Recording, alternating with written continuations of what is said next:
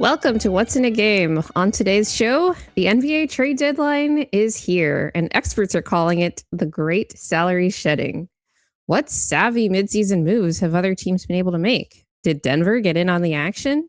Is Giannis ever moving? The answer to that last one is no. But if you want to know the rest, you'll have to stay tuned to find out.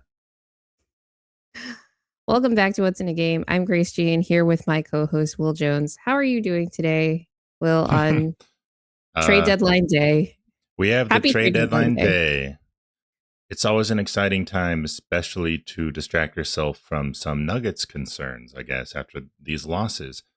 And we just got a Nuggets trade. It was the one that I expected would happen, which is dumping Hunter Tyson. And so we're going to go over that. And it's perfect timing for us to be literally right after. Like 5 minutes before the show.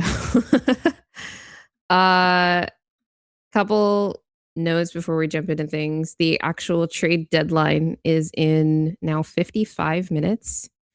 So trade announcements are going to start pouring in as things become official, and some teams are going to squeeze out some last minute deals, but we're going to be discussing all of the all the deals that basically have been happening earlier this week. It feels like there's been a lot of stuff that happened several days before the trade deadline, as opposed to like day before, day of, as in past deadlines, which is kind of interesting.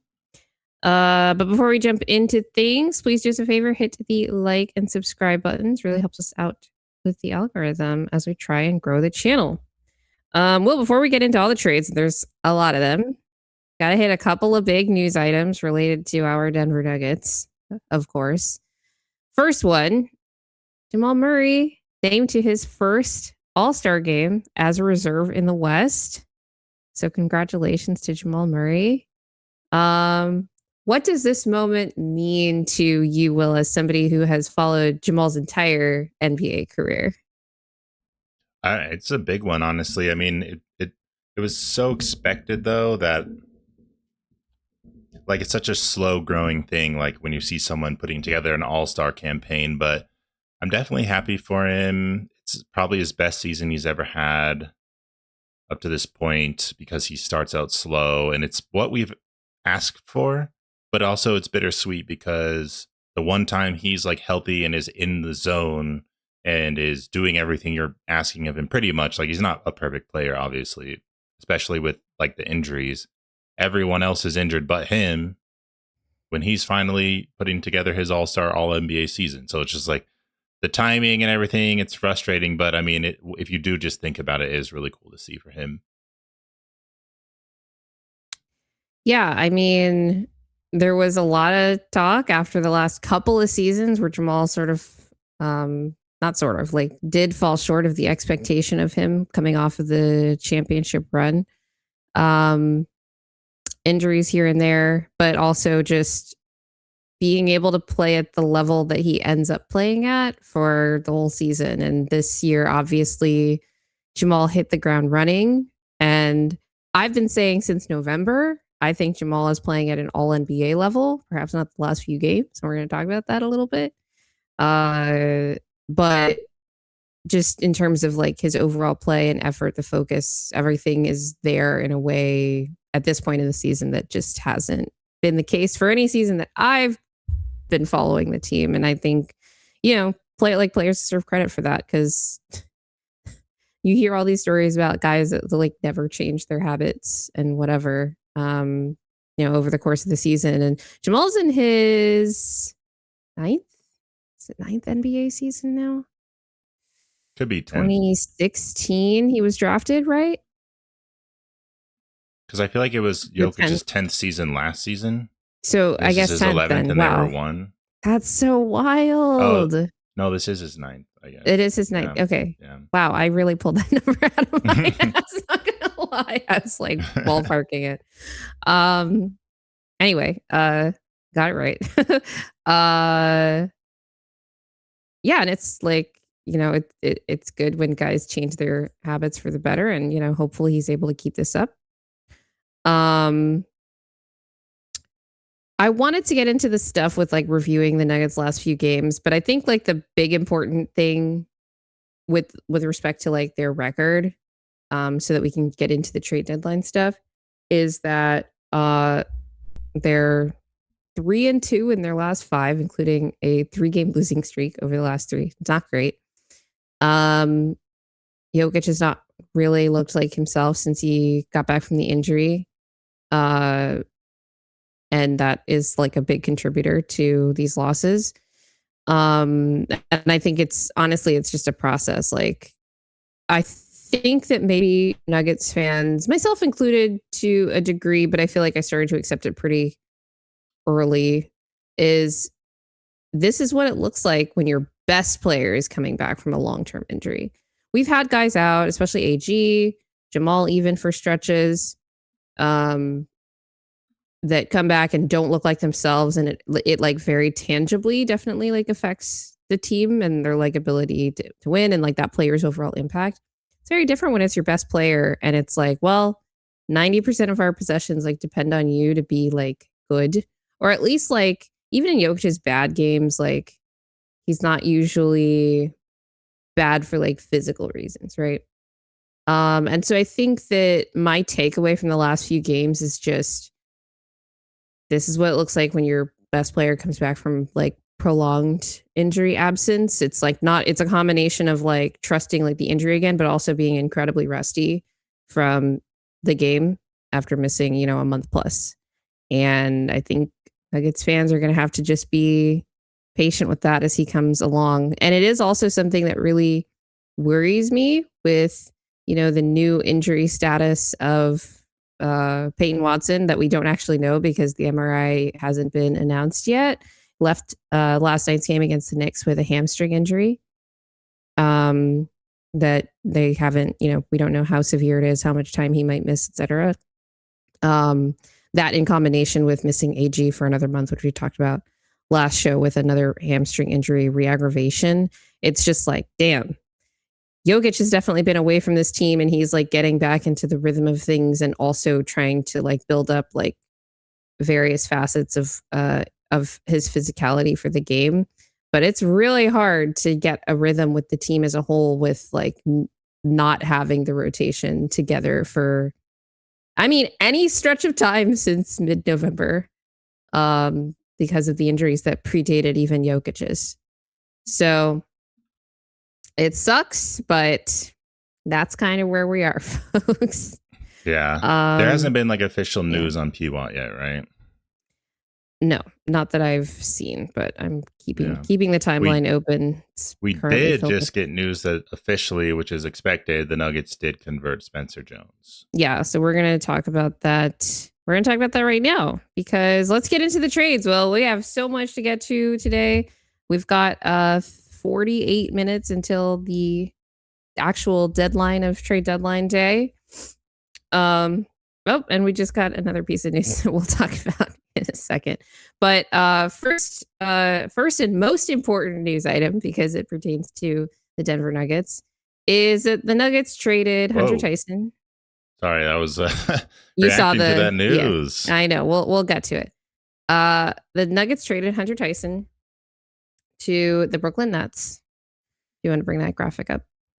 Yes. For, let's see, Denver traded their 2032 second round pick, which I don't love because that is a valuable second round pick that should have been used to improve the team. Maybe you see it as this because Denver, in exchange for that, salary dumped Hunter Tyson and was able to stay under the luxury tax while converting Spencer Jones's two-way contract into a standard contract, which they just announced like 5 minutes after this trade was announced. Or the Nuggets didn't announce it, but our Nuggets newsbreakers did announce Spencer Jones being converted. Denver didn't just give up the second round pick. They did get a 2026 second round pick back from Brooklyn. It's going to be the least favorable of the Hawks and the Clippers pick, which, they're not terrible picks because those teams are not going to be good, especially when we get to like what happened to the Clippers over the last week. And really their season as a whole. but yeah, like what was your reaction to this trade like actually happening? I know I was really nervous. Like, are they going to not be willing to give up the 2032? Which like I have mixed feelings about that because I like it's essentially a salary dump.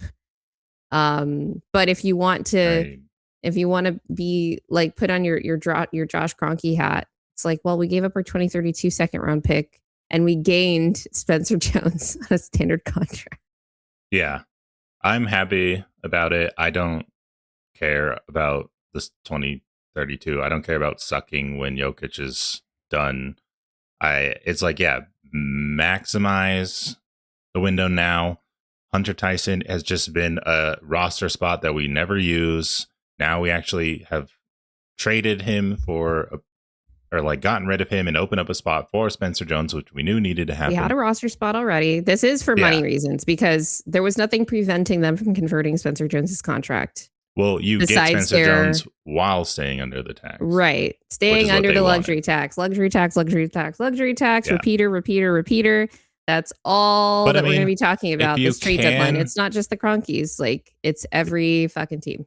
If you can do it and get a player like Spencer and get him in the lineup for the playoffs and all that, that's a win-win for everyone. And I mean, yeah, you're losing draft capital in the future, but I just don't really care. And it was gonna hurt. Like I want to reiterate when it comes to this future draft capital, Will, my issue with it is not that they're using it. It's that they're using it to dump salary and not using it to improve the team.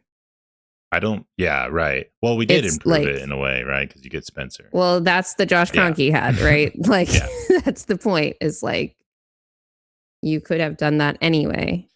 But yeah, that is the thing a little bit, is like when you look around and you see teams getting these players that we're going to talk about, like Dosunmu on the Wolves, and that could have been a pick you could have used to, like, once we see how this season shakes out and we come up short, let's say, and then you need to add more athleticism or more shooting or more defense, that, yeah, is an asset you could use. But it just sucks because while Pwat is doing well as a booth boy and Calvin Booth's looking a little bit better with his moves, you get reminded of these moves like Hunter Tyson and all that, and where it is going to take the lack capital, of other like less valuable second round picks. Yeah, that could have been like thrown into a trade instead. Like this. So it was like I knew we were going to have to give up something to get off Hunter Tyson eventually, and yeah, I think it's just because I expected it. I don't really care as much because I just feel like it had to happen. Like, we got to get him off of our team. And so here we are. Yeah, for sure. HM Yiz says the Reggie Jackson trade will always haunt me. Yeah, because we just don't have anything to give now. And spending people forget that was immediately preceded by spending the 3 second round picks to move up to draft Duran, which is great that they wanted to draft Duran and drafted Duran. At the time, obviously we didn't know that he was going to tear his Achilles like a week later or whatever. But like that video of the Suns draft war room where they're like, we'll take 2 seconds. They're talking about like it. And then Calvin calls back and is like, I'll throw in a 3rd second. Mm-hmm. So we could also still sign a minimum like player on the buyout market and still be under the tax theoretically. And we still have a roster spot open. Chris Middleton. Or like a power forward, honestly, because we're just like so starved for players over 6'5" right now. Yeah, that's tough. I'm glad that they didn't punt though, because I was genuinely worried that they wouldn't be like reasonably wouldn't be willing to part with the 2032 second. Although like even in the like minutes leading up to this trade happening, I was like, what if we just take back a worse second round pick in exchange? And it's like, well, we did. So it's not the craziest thing ever. And then weren't able to dump Hunter, weren't able to get under the luxury tax. And they were like so hell bent on staying under the luxury tax that we just don't sign Spencer. Or not staying under, because they would just stay over at that point and just not wanting to pay the penalties, which I totally could have seen given everything else that they've done this season, including going into the season with 14 roster spots instead of 15 and, not wanting to sign a 10-day, like announcing that they were not going to sign a 10-day contract after Jokic got injured. And obviously the team was able to barely sustain themselves over the last, over that month. But it was like, this is like a very like not the mindset that you want to have for the ownership group of a team that claims to be contending. Yeah. We're getting a lot of to your point, Will, about being able to sign potentially a minimum guy off of the buyout market and still stand with the tax, which we know is their main goal here. Of the names, and let me just go over some of the ones we're getting some from the chat, of course, and more continue to be added. Lonzo Ball, Boucher, Chris Paul, Mike Conley. And let me see, because I saw something and I know you're like, oh my God, Mike Conley. Like, yep, the Wolves traded him, and we'll go over that one as well. I saw something about the Wolves being able to re-sign Mike Conley because they traded him and then he got traded again before he was bought out, which means that the Wolves are technically allowed to sign him again. But then the Wolves traded for Dosunmu, which made me very sad.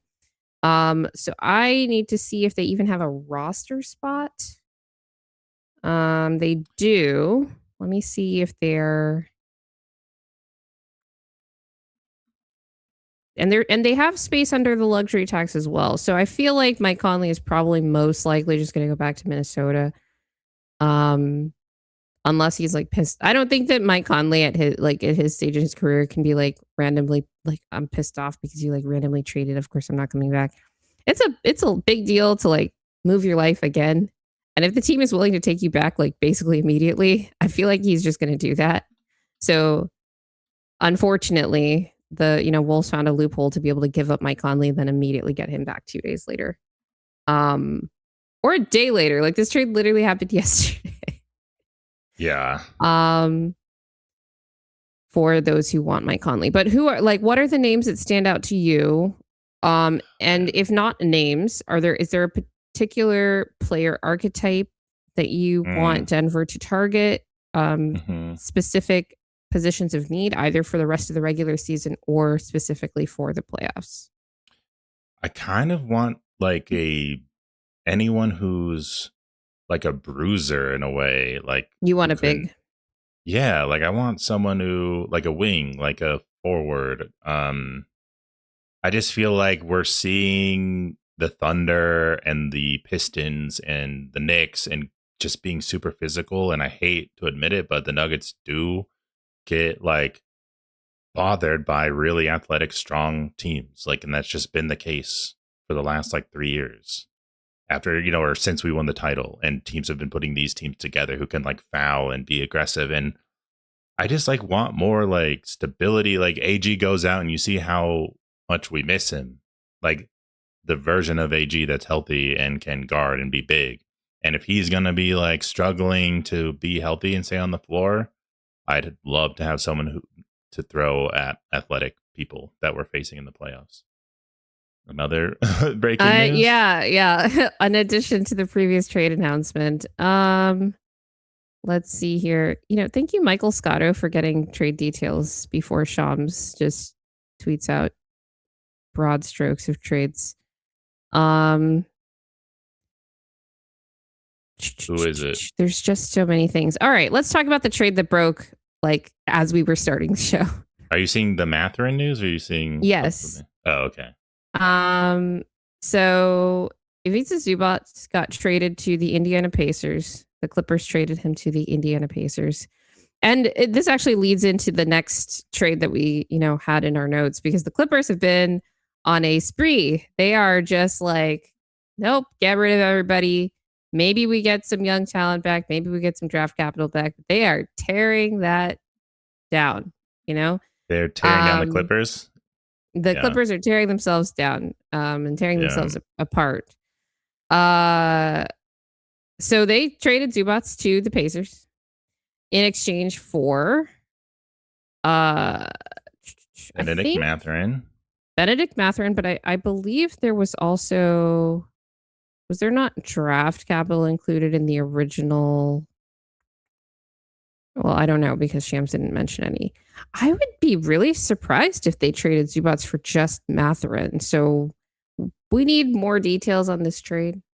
Okay, Jack, stop Clippers are saying receiving. Okay, OKC getting lottery picks. What are you talking about? No more picks to them, please. well, because the Clippers are just gonna Oh be yeah, bad, you and mean because the Clippers? the Thunder owned that pick. Yeah, why would they do that? Come on. Why would who do what? Why would the Clippers just resign themselves to being so bad and So losing a pick? the clip. Oh my gosh. Wait. Okay. Hang on. It has to. I have to see which picks they are. Shams says that in exchange for Zubac, they are getting Benedict Mathurin, Isaiah Jackson, who have wanted the Nuggets for 2 years now, 3 years now. I think ever since the deadline that after Zeke signed his extension. 2 first-round picks, 1 2026 pick. I don't think it's the Pacers 2026 pick. I'd be like, Indiana's insane to give that up because they're the worst team. Like they have the worst record in the league right now, and they might be number one. I don't think it's their pick. It's not announced which team's pick it is. It's probably something else that the Pacers own. They'll go through their draft capital right now. And oh well, hang on. That pick that they gave up is that 2026 pick they gave up is top 4 protected. So it might be theirs. Wait, that's crazy because like what if you're like 5th? Well, that's what that to answer your question, that's why the Clippers were like, sure. Because they could end up with like a top 8 pick in a very talented draft class. Snoozer says, after begging for slop, I must admit this is too much slop. It's a lot of like mid-level and like low-level moves. Snoozer, this deadline. Last deadline, we got some bangers, but there were also a lot of low-level moves last deadline. 28 teams made a trade, and they weren't all blockbusters, right? Last year. This year so far, it's not every single team, but it's most teams. Why would the Pacers give up that pick? They top 4 protected it.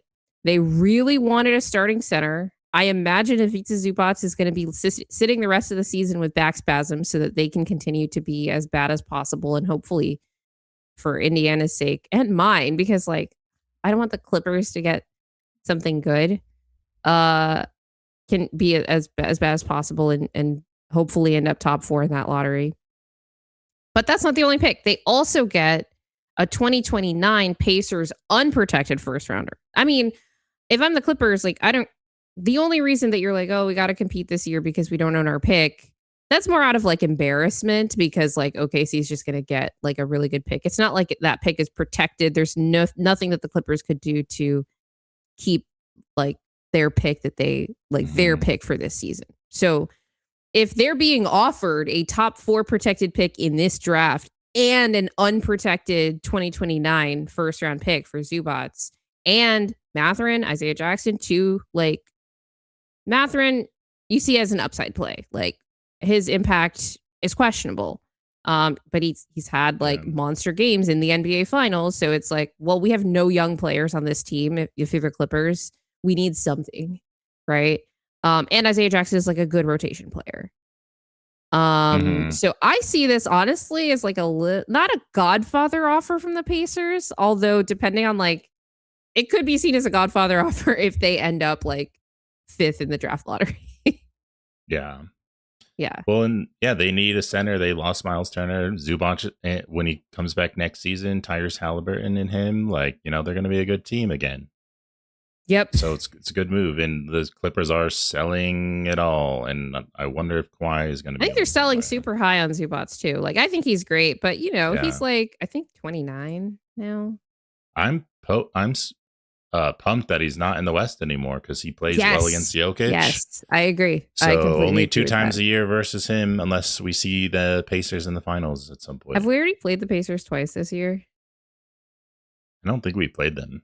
We have played them once at least. I remember the first game was like with everybody but Jamal healthy.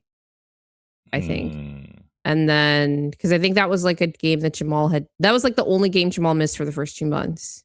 It was like a back-to-back.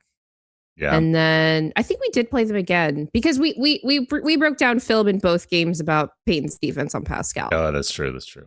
Yeah. Yeah. Plus, like Mathurin, you could argue his timeline doesn't necessarily fit. Like by the time that he could take a leap and be like, consistent to be contributing on a like contending team might take a bit of time. And it's not like the Clippers have nothing but time at this point because they're not really a contender. I wonder what they do with Kawhi. I wonder if they can do anything with Kawhi. Maybe not this. I don't think they're doing anything this deadline. Like don't send him to the Warriors, please. Let me see. Oh my God. Can you imagine? Sixers calling the Sixers to see if they want Kawhi. Yeah, Kawhi is going to be on an expiring contract next year. Does he have a lookout for that? No trade. I feel like he's so specific about like what he wants. They would have. I don't see any no trade listed on Spot Track. Yeah, that would be noted. I feel like there's like no more no trades left, or barely at all in the league. Just the default ones for some of these vet minimums. Yeah, and like Nicholas Batum has one on the one that I think they gave him a mini mid-level with a no trade. That he might have waived because it's showing unlocked right now, but I don't know. Yeah, so I think that's a pretty big deal, but it's only secondary to the other stuff the Clippers did. So let's talk about that. So this is a story of both the Clippers and the Cleveland Cavaliers. Began like a whole saga between these two teams of just like completely rearranging their rosters and their cores. The Clippers traded James Harden to the Cleveland Cavaliers for Darius Garland and a second-round pick. I don't even know which second-round pick it is.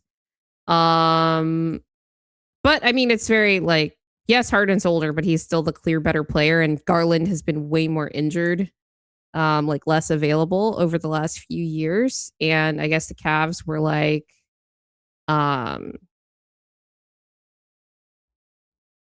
I'm trying to find a quote from the general manager of the Cleveland Cavaliers, Kobe Altman.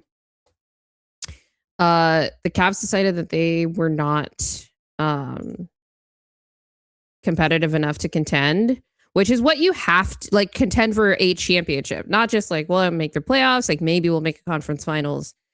And this is what you have to be for a team that was well over the second apron as the Cavs were. I think they're still slightly above the second apron. I need to check. Maybe they've done something since to get under. But this is a quote from a story about the Cavs having an all hands kind of meeting ahead of the trade deadline. This is in The Athletic, Joe Varden and Jason Lloyd. As the Cleveland Cavaliers were wrecked with injuries last month and hovering around 500, team president Kobe Altman held a staff-wide Zoom call with his entire basketball operations team in the first week of January. Among the items discussed were two realizations. The Cavs had to stop blaming injuries for their problems, and they weren't good enough as constructed to contend for a championship. Some on the call pushed further, demanding changes to save the season. It's interesting because it's like that kind of implies that it was not Kobe Altman, but others that were like, we're not like we need to contend. So maybe Kobe Altman would have been willing to be like, well, we're not good enough to contend. But others were like, well, we have to make moves to improve, not just shed salary, which is what they were able to accomplish with. They were able to accomplish both with this move. I think like Harden is a clear upgrade to Darius Garland. I don't know how it's going to fit with Mitchell or whatever, but he's going to make those bigs' lives so easy because that is what James Harden does best, right? Yeah. Jarrett Allen is going to be an all-star next year.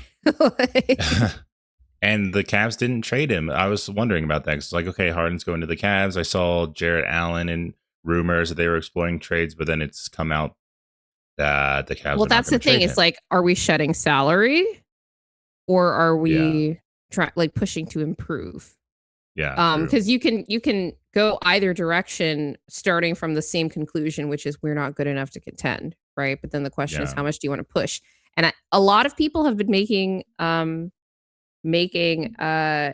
emphasis on the fact that Donovan Mitchell is extension eligible this summer. And that means that the Cavs want to make him happy. And I think just trading Darius and then they could have found someone to take Harden for sure. I don't know if they would have been able to find someone to take Harden for expiring salary, not because Harden's not like worth that, because there were other teams interested in James Harden as reportedly, although he comes with his own headaches, including apparently having requested a trade in the day, I guess, leading up to this actual deal happening. That kind of surprised everybody because they were like, what? You're like finally winning games. Like the Clippers were like 20-3 in their last, 23 games and whatever, maybe 20-4 because of the Nuggets. We have a question about Harden and this his $13 million non-guarantee. Is Harden player option and $13 million guarantee, or is it fully guaranteed now if he opts in and stays? Okay. Does Harden player option and $13 million guarantee, or it's fully guaranteed now if he opts in and stays with the Cavs? Okay, so Harden's player option, I didn't realize it was only partially guaranteed, which is interesting. I think he would have to, 13 guaranteed. I think the way that works when there's a partial guarantee on a player option, don't cite me on this. I will give you a more precise answer on a future show. But the way I think it works is if the team doesn't waive them before they pick up the player option, then they get the full player option. Like, I don't know what let's see if there's a guarantee date on these. Oh, yeah. Okay. Player option, $13 million guaranteed. The deadline for that $13 million guarantee is June 29th. So he has to pick it up. If he doesn't pick it up by then,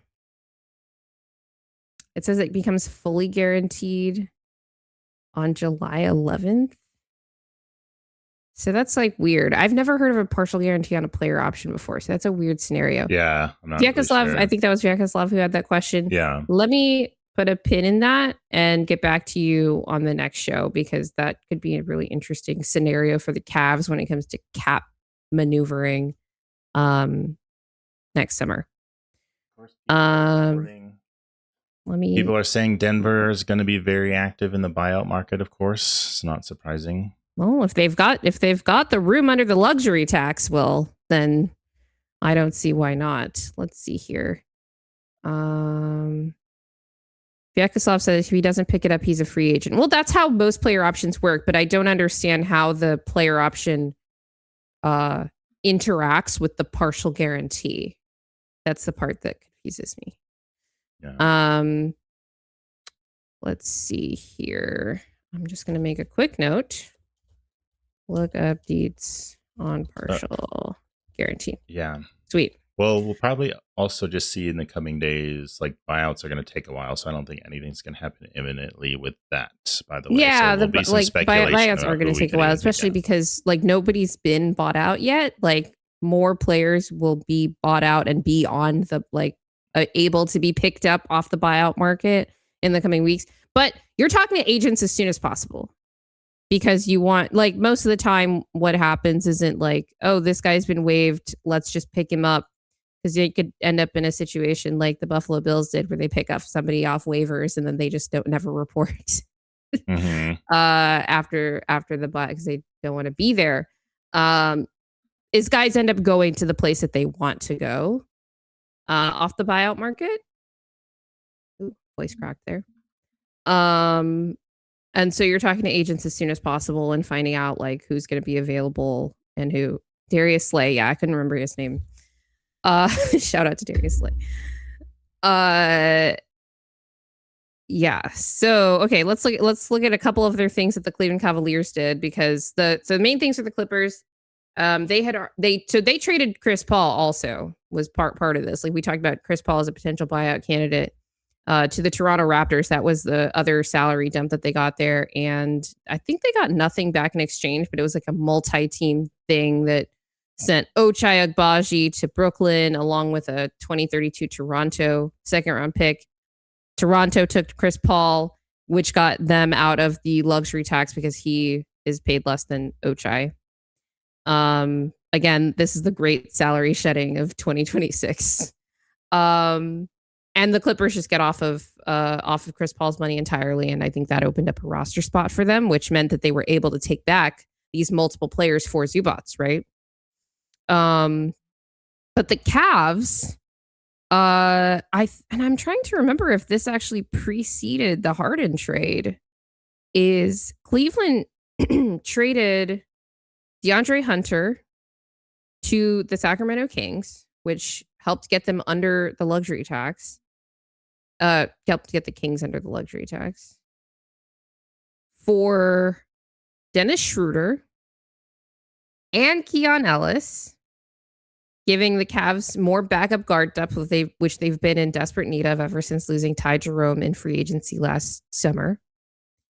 And it helped them shed salary also because third team here is that Sacramento also sent Dario Saric and second round picks to Chicago to salary dump Dario, which is so interesting in the context of like having Jonas on our team and all that, is that then Sacramento had to spend draft capital to salary dump Dario to Chicago. Javon Carter, another name that's going to be on the buyout market because he got waived by Chicago after that trade because they just had too many guards and too many names on their roster. Like there's going to be guys on the buyout market for sure this year. But yeah, what do you think about the Cavs? Bolstering that backup guard depth. Like they were playing the Clippers who had like no players available besides Kawhi. Because of these trades the other day, but they looked really good. And it's like, yes, it was the Clippers, like the hospital Clippers, but the Cavs have not like looked great this season. Most of the time, except when they played the Lakers pretty well the other day.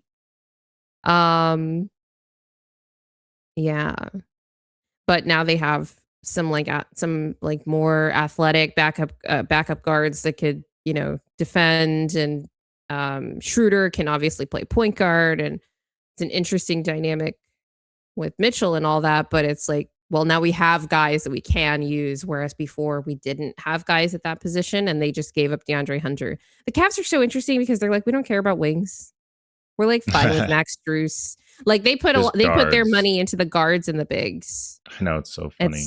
It's yeah. They have so many guards, it's crazy. But yeah, I think at first I was confused because James Harden for Garland, when Garland is healthy and playing, I would rather have Darius Garland to like go into the future with, and like he's an all-star player. I thought he was doing really good lately. The Cavs have been top of the table in the East in a competitive team. They've been not so good, and Darius has been injured a lot, so it makes sense they want someone that can actually play and be consistent, and he can dominate in the East, obviously. And I know there's questions around him with another like ball handler type guard, like with Donovan Mitchell, but like he played with Kyrie and it worked out.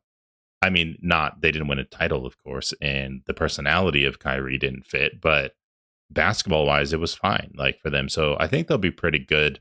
I just still like would rather have Garland in some way. Like James Harden's 36, but it's not like they're committed to him forever. And I know we don't know exactly how these guarantees work, but there are flexibility in terms of like they want to get off James Harden, they can. So it's like not horrible. So they can go all in a sense this season. And see what happens. But it's another like good player. Like when we play the Clippers, you could argue James Harden is one of the toughest aspects of playing them because he does kind of do well against us. He's the toughest aspect. Like Denver's not worried about Kawhi's middies. Like he could light us up. There was that game game 2 of the Clippers series in last year, obviously not like maybe not the best example in some people's eyes because Denver ended up losing that game late and Kawhi went like completely bananas. But like the Clippers did not have like some crazy offensive rating in that game. We talked about it. It was like, well, once Norm Powell got going, that's when it was over for Denver. Like Denver was leading for like most of that second half, despite Kawhi having the night that he was having, and then it was like whatever. But Harden is like this is the matchup problem, you know? Yeah. So I was before I even saw the Clippers were selling everybody, I was happy. I was excited because I just want less teams to deal with from the Nuggets standpoint. Now Zubac is gone too. I'm super happy about that. Oh, well, now we have the Spurs to worry about. Yeah, that too. I just don't want Kawhi to be traded somewhere now. That's my only issue with it. But the Cavs, I don't know. Like, I don't think they're going to win a finals. I don't. Even with Harden, I don't think it's going to happen. So I think it's like a fine move for them. But yeah. Could you see like the Warriors going like Jimmy in 2 seconds for Kawhi? Yeah, there's like 15 minutes left in the deadline, by the way. And like, it's just a matter if the Clippers are like, we're tearing it down, and like Jimmy's going to be expiring next year too. So it's basically like a 1-for-1 contract swap, but it's like you get draft capital. And like, who's giving you draft capital later? But I think they just wait till the summer because there's no reason to rush on the Clippers part. Yeah, but the Warriors might be willing to just be like, No, totally. I would go. I think there's a lot of teams who should be trying to make a move for Kawhi. It is kind of weird that the Clippers would be selling off all this the Warriors are like, it's literally no risk for us because Jimmy's out all year anyway. So if Kawhi gets injured, it's like, well, oh, no. Like, you should be taking, I don't care, take a risk on Kawhi. Yeah. Like I am not a Kawhi fan, as you know, but like when he's playing, he's good. So you should Swipe be just tweeted, I'm trading for Kawhi Leonard right now. Yeah. The last Kawhi watch we had when he was a free agent from the Raptors took a long time and it dragged on forever. This is going to be the shortest Kawhi watch of all time because we have 15 minutes left before the deadline and because the Clippers seem like they're selling. I wonder if it's also just to have fun with this. Is there like a punishment coming down the pipe for the Clippers and Kawhi? And like, imagine they trade Kawhi to the Warriors and then the NBA hands out like a 25-game suspension for Kawhi from all this shit. I mean, again, Jimmy's going to be out all year, so it does not matter. Doesn't matter. At least you have him on your team for next season. Who cares? Right. Oh, man. Like, plus it would just be like, if we could just make the playoffs, like, he'd be there. Even if with a 25-game suspension, right? Yeah. That's a really interesting thought, though. Who gets punished and in what way? And how much information could a team who's trying to trade for Kawhi get from like the league or like the Clippers? Probably nothing, because if it's being investigated, I mean, I don't know how the NBA does it, but oh well, if you listen to the most recent Pablo Torre episode on this, which he put out, I think it was like 2-3 weeks ago. He was actually invited to the offices of Wachtell Lipton. That's the law firm that the NBA retained to handle this investigation. He's not even allowed to talk about the meeting or like what was said. So he spent the whole episode talking about the stuff that he gave them instead of what was discussed. So they're like really keeping things under wraps with the investigate. It was very. I recommend that episode. By the way, is very funny. Having Pablo's resident like kind of CBA whatever legal expert there talking about like he was in on the meeting too. He's like, these are the things that I saw them like be surprised at, and these are the things that I felt like they already knew because they didn't react. Because they're not allowed to talk about what was said in the meeting. It was very interesting. Yeah. Well, it's going to be interesting. We're coming down to the last minutes. Yes. So we talked about Lonzo Ball being a potential buyout candidate, and that is because the Cavs also shed Lonzo Ball's salary by trading him to the Utah Jazz. I think it was for draft capital, but I wasn't able to get the like what was traded. I think it was second round picks to Utah, and Utah is going to waive Lonzo or has already waived Lonzo. Like he's going to be on the buyout market. There's not really a question about that. So Utah continues its tradition of being a salary dumping ground at the deadline. And I want to point out something really interesting, as we get deeper into some of the deals that have already gotten done. A lot of the teams that would have had cap space this summer used it to be salary dumping ground in exchange for draft capital, like the Nets, the Jazz, even the Hawks to a degree. I need to look at the updated projected salary cap like numbers for the summer, but I think there's like 4 teams that would be able to give Peyton more than like 20 million a year. Now, the number one team in that, I think the Lakers are going to have the second most cap space available next summer, and they've already put out reports that they're going to be like in pursuit of Peyton Watson. I wonder if that changes in terms of their priority now that Giannis is going to be potentially available. But I also think it would be really rich if the Lakers temporarily pivot away from Peyton because they're trying to get Giannis, but they don't get Giannis because they don't have a suitable package for him compared to other teams. Like if Milwaukee gave Giannis to the Lakers, it would just be like complete malpractice because they don't have anything. They're going to be getting like maybe one more tradable first round pick in the future this draft, like just available because you get like more, your future picks become available on draft night after the draft is done. But they don't have any young players, and other teams have future picks too. Like, so it's like, and like more current ones like than the Lakers currently have available. It'd be funny if that happened and Denver ended up extending Peyton, and then the Lakers are like, oh shoot, what do we do with all this cap space now? Yeah. Wait, what are you saying? Yeah, because said the Lakers have 3 tradable firsts in the offseason, and it's like, yeah.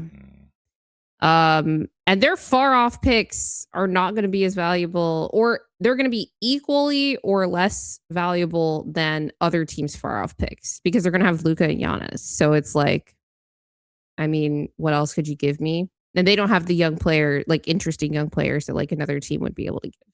So I think that would be interesting and also very on brand. Like, yeah, praying that happens. The Giannis is working out very well for me right now, not being traded this season, which is great. I don't want him going to the Wolves, and I'm hoping that them getting IO, and I know they didn't use capital they would use besides Rob Dillingham and things like that, but a lot of seconds for IO, can't use that for Giannis necessarily. Maybe a couple, maybe like 1 or something, but you need a lot of other stuff to get him. And then, yeah, if the Lakers and these teams are going for Giannis, that's less people paying attention to Pwat, but that Pwat would be like we didn't get Giannis, let's go after him. Not that they're in the same class, but it's a different type of like pivot you got to do as a team, and like what you're going for role players versus big star. And the more like we can distract teams who are focusing on big fish, we can keep our smaller fish, depending on what you think of Pwat. But yeah, I just want teams busy and focusing on other things and not Peyton Watson. So, but he just got injured too. How's that going to affect things for him and his? Yeah, it's a calf strain that he's had. Teams were still interested because it's Giannis. Like he's had calf strains in the past. He's had calf. Well, I feel like he's had a calf strain like every year. Yeah. Well, that's the silver lining I had, is if he gets traded to the Warriors or the Wolves, will he be healthy? Will he be healthy in the playoffs? But I mean, like Peyton Watson just had this hamstring injury. I don't think it'll affect any offseason offers or how teams see him. But again, it's just less time for him being on the court. But he'll be back. For playoffs, I think, no matter what the diagnosis is. He's either going to like take the time that he needs and come back right before playoffs or around playoffs. And we'll see how he does in the playoffs and what kind of offers he'll get. But yeah, teams are kind of positioning themselves. And the Lakers are interested in everybody, so I don't really care about any reports around them in regards to Pwat and Giannis. Like, they're always going to say that they're interested in every player under the sun. Yeah. Trying to see if there's anything else to this Cavs Clippers saga. That pretty much does it. And also tracking the timeline to see if anything else big happens. There's one move that came in. We'll talk about it when we get to the Magic. Let's talk about the Memphis Grizzlies, because they had a pretty big trade also that honestly left me confused and continues to leave me confused. The Memphis Grizzlies traded Jaren Jackson Jr. to the Utah Jazz. And the full trade was basically like, we'll trade you our lame wings for Jaren plus your good wings, basically, or good forwards. Utah gets Jaren Jackson Jr., John Conchar, which is like, Jock Landale, and Vince Williams Jr., which I was like, why did Memphis include Vince Williams Jr. in this trade? So Utah just has a bunch of like good players now, and John Conchar. Memphis gets Walter Clayton Jr. So happy for him to get out of Utah, out of our division. Because I feel like even though he wasn't good last game against us, like that guy has Nuggets killer written all over him. Future Nuggets killer. Kyle Anderson, Taylor Hendricks, Georges Niang, and 3 future first-round picks. So Memphis got to salary dump Jaren Jackson Jr. basically and gain draft capital in the process, which is like, I guess. But my confusion is like, why is Utah doing this? I need to look at their funny pivot.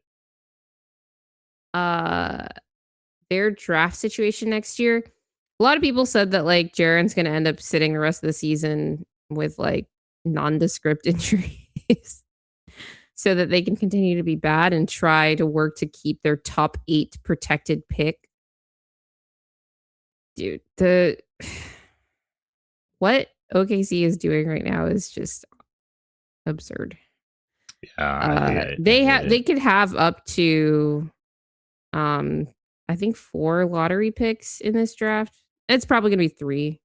Or like up to 3 because the Utah might be bad enough that they stay in the top 8.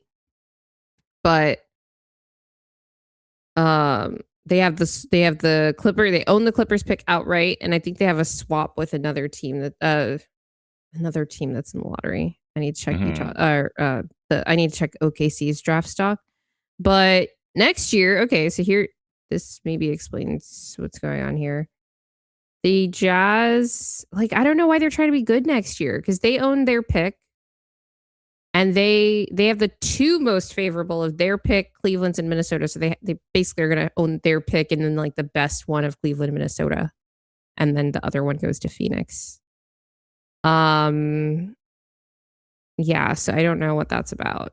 Like, I don't know why they traded 3 future firsts for Jaren. It's a lot. I don't get it. You'd think they'd be, I don't know. Is Danny Ainge still there? Who the hell's running Danny the Ainge Jazz is now? I think he's like the president of basketball ops, and his brother Austin is the GM. He's really, I remember people used to think he was like one of the best and always was like the greatest in negotiations with the Celtics. And I don't know, the Jazz has been so weird. Like they don't pick a direction. It's very strange. But it's weird to like transitioning to like, oh, let's try to be good. Like some of their younger players are pretty good, and now they're like adding people around them. So they're not going to be horrible, but it's a weird time for it, I guess. Like they're not in position to make any kind of noise in the West. It's too good. They're not going to do anything this year. But yeah, if JJ is just going to be out, he's not going to contribute to them. I don't think they're aiming to win this season, but like next season. I don't know why they'd be so desperate to win next season. I mean, I don't get it. I don't get what Utah's doing. I don't get it because now you end up in a situation where Walker Kessler is up for an extension this summer. I think he's going to be a restricted free agent. Same situation as Peyton. And you have Jaren and Lowry. And like, I get the whole like going super big thing, but like none of those guys can guard threes. That's not like, this isn't like a Jabari Smith Jr. situation where he could play next to a double big front court and guard, small forwards and wings. Lowry's not that guy. And I don't think Jaren is either. Like, he is very clearly best suited to play power forward. Like, he's he's like a true, what I would see as like a true four. So like that part is confusing to me. But I don't know. I think that they are really high on their new dudes who are like playing well. Maybe Keontae has made it difficult for them to, maintain like a top 8, bottom Keontae, 8 record in the league so far. So, and Markkanen, I don't know. Like he like wants to be there weirdly. They should have probably traded him by now, but I don't know what they wanted from him. They clearly didn't get an offer they ever liked because they never did it. But they're a weird team for sure. But it's just another team that might be pesky and annoying rather than a easy matchup on the schedule that we can absolutely destroy like we did earlier this year, or late last year. But the Grizzlies and I are going to be a team where if we play, we can crush because they are almost tearing everything down, and it looks like they were saying they were going to trade Ja, and it's becoming Ja's going to be the only one left there, and everyone else is traded. One of the weirdest things. So it's 12:01 here in the Pacific Coast anyway. The trade deadline has passed. Usually there's a few more things that pour in terms of being, broken as news that got done kind of last minute. So we'll keep holding. But as of right now, like the deals that we're talking about are the deals that have happened and are going to happen. For those wondering, according to Chris Haynes, the Los Angeles Clippers are not moving Kawhi Leonard, sources say. And Chris Haynes is Kawhi's guy. So yeah, he's the player's guy. Do you actually like? Yeah. I mean, I don't want to talk about we've talked about the Clippers. No, go ahead. I mean, like they're the team in our conference. Do you think that they will be almost like a new energy to them with like? I mean, but I don't know when Garland's going to come back. But Harden is good. Mathurin and available. Yeah, they just have nobody. I feel like I feel like some people are trying to think they're going to be younger, they're going to be faster. They're not going to be good like immediately. Ball. Maybe they'll be good after they draft like AJ Dibanza in the draft, or like not good, but like kind of like what people expected the Suns to be, but then they ended up being like a little bit better than that this season. Yeah, like a fighting for the play-in type team. Yeah. Right now, though, like no, like they're going to be incredibly bad, like unquestionably so. Oh yeah, what's Bogdan gonna do? What's Bogey gonna do? The Serbian I'm gonna fans. see where their roster stands. They probably just keep Bogey. He's got a team option in the summer, so they'll probably just decline that. They've only got 14 guys on their roster right now, so there's no reason to. They just don't really have anyone who can shoot. Also, I don't know. It's funny. I don't know. They're going to be in a world of hurt. I love seeing like any West team just kind of imploding. Like it's just always satisfying. And as long as they don't send their stuff to another West team, which thankfully didn't happen in this case. Yeah, like if Zubac wins to a contender of some kind. Go to the East. Go make the East better. I'm happy that Zubac is a Pacer because it'll mean the Pacers are even better next year. Mm-hmm. Yeah.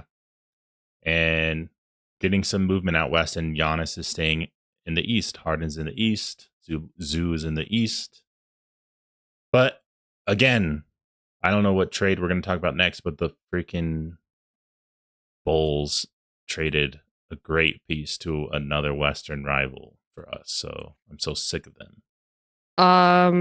In a related move, like talked about the Oh yeah, Grizzlies 80. traded Jock Landale to Utah, but Utah then traded him to Atlanta for cash and I think second round picks as well, or like a second round pick. Dahlia says Io. Ugh, yes, we will get to that because that was maybe the most like moves that disappointed me the most over this deadline in terms of like how it affects Denver. Really hurts. Let's move on to the trade where the trade that resulted in the best player that got traded at the deadline. I think unquestionably. Go ahead. Let's see if you disagree. Why don't you? Okay. Well, who's the best player that got traded midseason?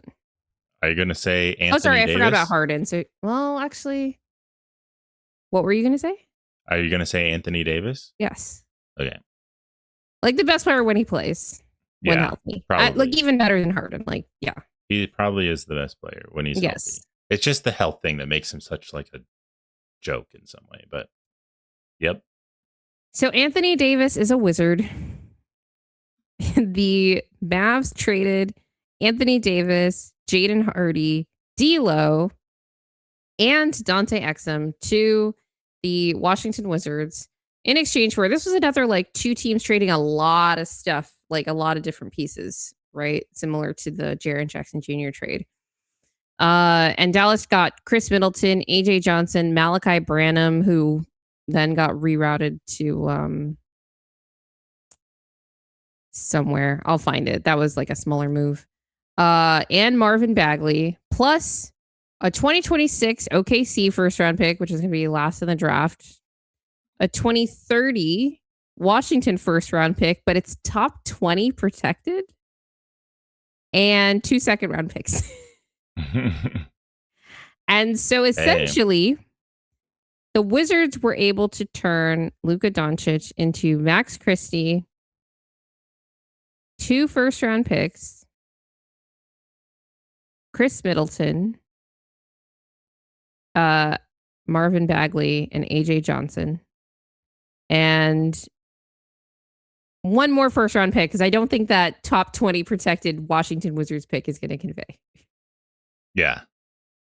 Yes, I saw so many mixed reactions on the Mavs side of this. And if this was, it's hard to like divorce it from the Luka trade. But if you just forgot about that and said they traded AD and got this back, like, do you think that's a good shift for them? Like with them needing to change directions? Because I saw some people say they did good and some people say it was terrible. I feel like terrible. Yeah. I think they were in the same situation that, not the same situation, but like a similar situation to the Bucks, a similar situation to the Warriors and Clippers right now, where it's like the guy is hurt or has a long injury history. It's harder for teams to give up stuff mid-season just because of like trade logistics. Dallas was in no rush to, like, I actually don't understand this deal for either side because unquestionably AD is going paired with Trae Young, who also got traded to the Wizards over the last week. And I didn't even add it to my notes because I've only been documenting stuff from the last few days, but Trae Young to the Wizards. Maybe that happened before last show. No, it did not. So you're pairing Trae Young with, sorry? There is some breaking news. The Nets have waived Cam Thomas, allowing him to be a free agent. Oh, wow. He's going to be a Buck. Build around No, Giannis. I mean it. Like the Bucks were interested in him. I thought they were going to trade for him, but I mean, it might be difficult with the salary just matching the number. So I guess he could do wherever he could go wherever he wants. Yeah. You scared me when you're like, there's some breaking news. I'm like, oh God. What did you think it was going to be? I don't know. Honest? Like some big trade that happened at the last second. Yeah. They just got rid of him. Crazy. Yeah. Well, the league doesn't care about shooting guards anymore if they can't guard anyway. Yeah, the Mavs could have just waited till the summer. Like AD was going to come back from whatever injury he has or not, like whatever. And then let's see here. I'm just gonna check out his contract situation. I believe he's extension eligible this summer, but he wasn't going to get extended.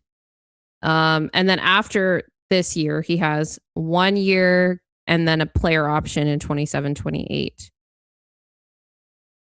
I just think they could have waited till the summer and like shopped him and gotten more like this. Like, is this whole thing where they're like, we want to just like make big, stupid moves at the deadline, like just organizational thing? Because it was the same thing that people said with Luka, right? Where it's like, if you're hell bent on getting rid of this guy, you wait until the summer when more teams can get in on the sweepstakes. And even if the team that you like want to send him to for whatever reason, you still want to send him to that team has to up the offer because other teams got in, right? And I don't understand this for either side, because then the Wizards are gonna be like good-ish with AD and Trey and AD. Well, here's what you could do. Maybe I don't know what they're trying to do here. They might try to rehab his value and flip him. Yeah, but like that's what I was gonna say. Rehab the value of like these bigger names, like kind of like when the Thunder rehab. Whatever you could say, Paul George was a rehab, or CP3. Trade them. I mean, it worked for the Thunder. Get tons of fucking draft capital. The only thing is, like, they're not going to trade for an unlikely, unknown MVP like the Oklahoma City Thunder trading for Shea. But theoretically, they could. Like, they were kind of in this bad stage. They're kind of acquiring some picks. They're taking on stars who are on the downswing, rehab them, flip them, trying to get into a good situation with high draft picks, get some younger really good players on rookie scale deals, and then figure out who your guy is that you really want to keep around to like build around and try to be a top team in the East. It's not that hard. So that's what I would expect. They're like trying to be this OKC Thunder timeline blueprint. Dahlia says Nuggets can't do anything because the Cronkies are broke. Well, we got Spencer Jones. And we can sign someone on the buyout. We can sign somebody on the buyout market, and I hope they sign somebody good. Or at least useful. I'm torn because we went into the season talking about the issues at power forward and the issues at backup guard, right? Those issues both still persist, but I feel like you talked about, like having a bruiser or just somebody that can handle physicality, go out there, rebound, whatever, is more pressing, even in spite of maybe it's because of all the injuries we had. Like, we've had a very front court skewed set of injuries this season, so maybe that's why it feels more sort of front of mind as a need. Like, the Nuggets played that game without Spencer the other night against the Pistons, and it was like, oh my gosh, they are getting completely punked.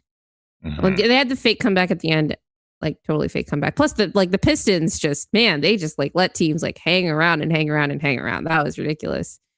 Yeah, that's why I still am worried about us being more physical and like big. And I mean, Christian's gonna come back. How's he gonna look? I don't know. His defense was okay last night, or people were praising his defense more than normal, like against Brunson and like keeping us in the game last night. But he's still just coming back. But with Pwat missing time, he's gonna have time to show us what he can do if he can stay on the court. But I just want like guys that can be physical, and like Jokic was saying, we need to foul more, need more aggression. Please, and I'd rather get that. And like, I was really annoyed by those comments, by the way, because that was like really some way, because Jokic was terrible that game, and like I don't think that he was like, maybe he was like 10% serious about the comment. And most of it was like sarcasm over the non-calls that he felt that they were entitled to. And it was a really physical game, but I also thought that they were not physical at all. And like Jokic in particular was like not physical at all. Yeah. And I was just like, you know what? Go ahead. Like you should go and foul them more. Like it's way better than whatever is going on defense. The last it's like the strategy season, of the NBA right now. Games.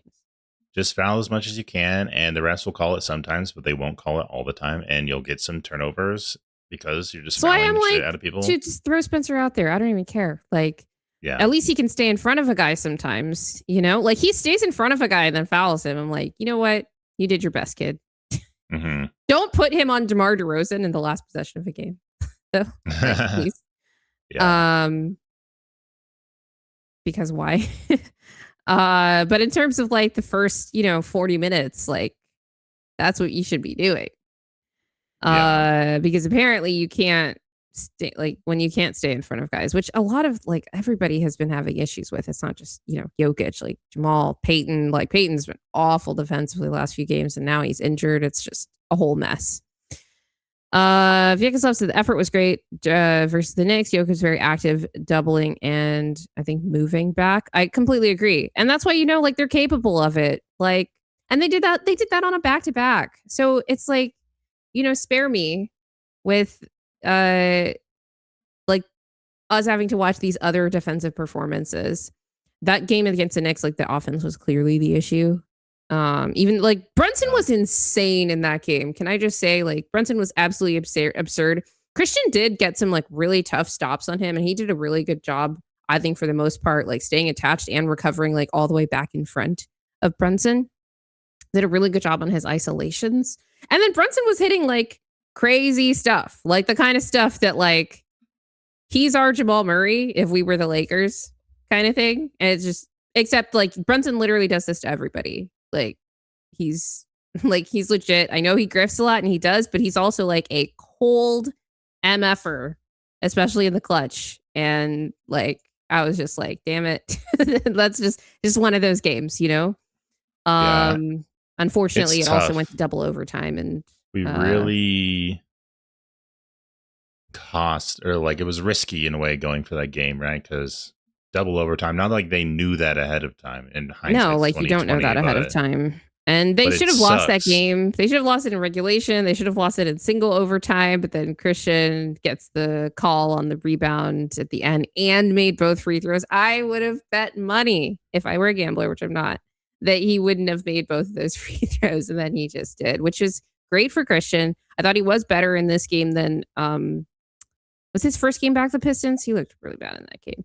He's still not getting lift when he goes up for layups or dunks. But it's one of those things where it's like, yep, this is just what happens when you miss, like, he was out for like 2.5 months. Yeah. Christian missed 2.5 months. Like he came back for 2 games in January, but that does not count. And like athleticism is like kind of use it or lose it. And he's got to build some of that back up. So I don't think it's like gone forever because of the injury. It's kind of like Bruce has been looking extra bouncy the last like 3 weeks. And he, in a way, he did not look earlier in the season. And it makes you wonder, like, I know he had the stuff with his knee this summer. Used to playing this kind of basketball with the Nuggets and impactful winning basketball consistently. I don't know. Yeah, but he wasn't good to start the season. We talked about it for like he had to get used to like getting back to like playing like this. Yeah, but also like he didn't look athletic at the same time. Yeah, like that had to like be built up over time, like built back up over time. Despite Bruce, I think it's either Bruce or Christian has the highest vertical on the team, like at the combine. Maybe like AG did once upon a time, but we know he's not going to get to quite that level anymore. It's probably at their peak right now that they can achieve, like Bruce or Christian is the highest vertical on the team. And I just think they're going to need time to build that stuff back up, which sucks after missing them for all this time. There's going to be time for a lot of players who are going to need to get their shit together, which is understandable. Like, it's not trying to make excuse, because I saw people like criticizing Jokic for sure. I think it was mostly like Snoozer just brought up Jokic 1 of 13 from 3. It reminds me of the beginning of the season when we were seeing Jokic shoot a lot of threes and people were worried about his conditioning and being out of shape. And he's coming back. I mean, he's not conditioned and he is out of shape because he missed a month of basketball as well. You want to go at Cat and who's the other big Robinson, and just like plow through them in the post or just space and shoot threes. It seemed like he was just kind of happy to do that and not as aggressive. And I expect that will change at some point. Like it wasn't the greatest last night from him for sure, but that's not going to be the playbook forever. I just think he's getting his legs under him. And yeah, and apparently he banged his knee again last night. And so he didn't bang his knee. He had, it looked originally like a non-contact thing, but people are saying his knee kind of buckled when he stepped on OG Anunoby's foot. I think he stepped on his foot as he was like after the knee buckled. From when I was watching it in real time and then saw the replay. And he was icing his ankle on the sideline, so like I don't know what's going. He also came back in the game. We were not sure what was going to happen because he was like kind of grabbing the knee and like on the floor, and then they took a timeout, took him out. But I think they just subbed him out early, and then he ended up coming back. Actually, I'll just I'm trying to decide because there's more trades we need to talk about. Adelman, we're just like this is just what the podcast is going to be today. As an aside to trade deadline day, Adelman decided to do a totally different thing with the rotation. We've been lamenting these no Peyton, no Jamal minutes in the non-Jokic minutes where it's like, okay, there's no creators on the floor and they can't score. It's really bad. They have 8th percentile offense in those lineups. In the game against the Knicks, Adelman, and I think it's because of the knee initially that he did this, but both in the second and fourth quarters, he brought Jokic and Peyton in to run with the rest of the bench guys to start the top of the quarter. Rested Jokic kind of in the like middle portion, and then like brought him back for like the last like 3-4 minutes of the half and the game.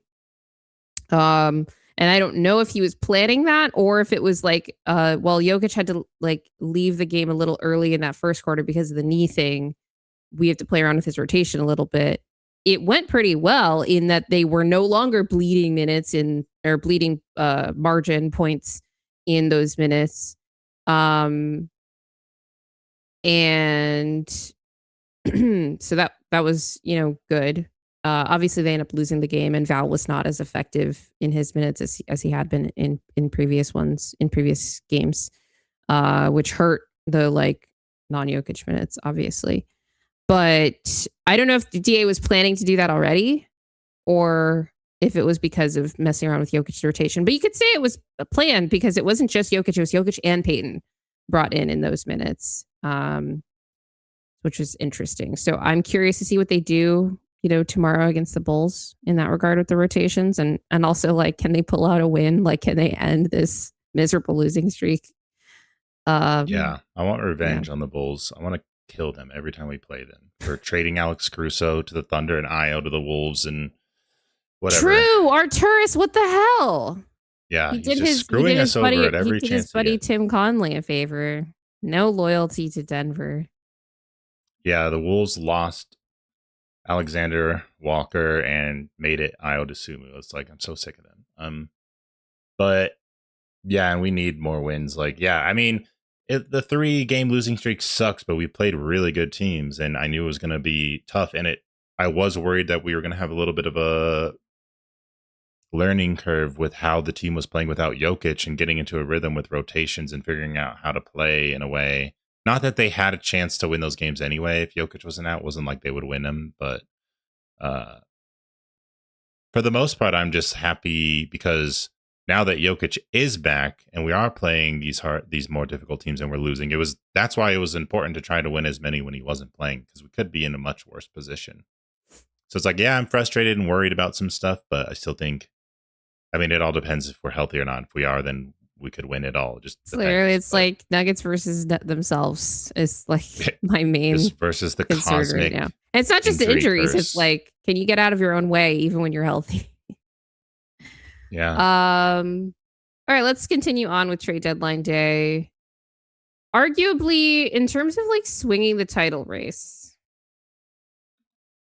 after the Hunter Tyson trade that enabled us to sign Spencer Jones while staying under the luxury tax, perhaps the most impactful move, and you could even rank this one number one, is between the Sixers and the Thunder where Jared McCain gets traded to OKC.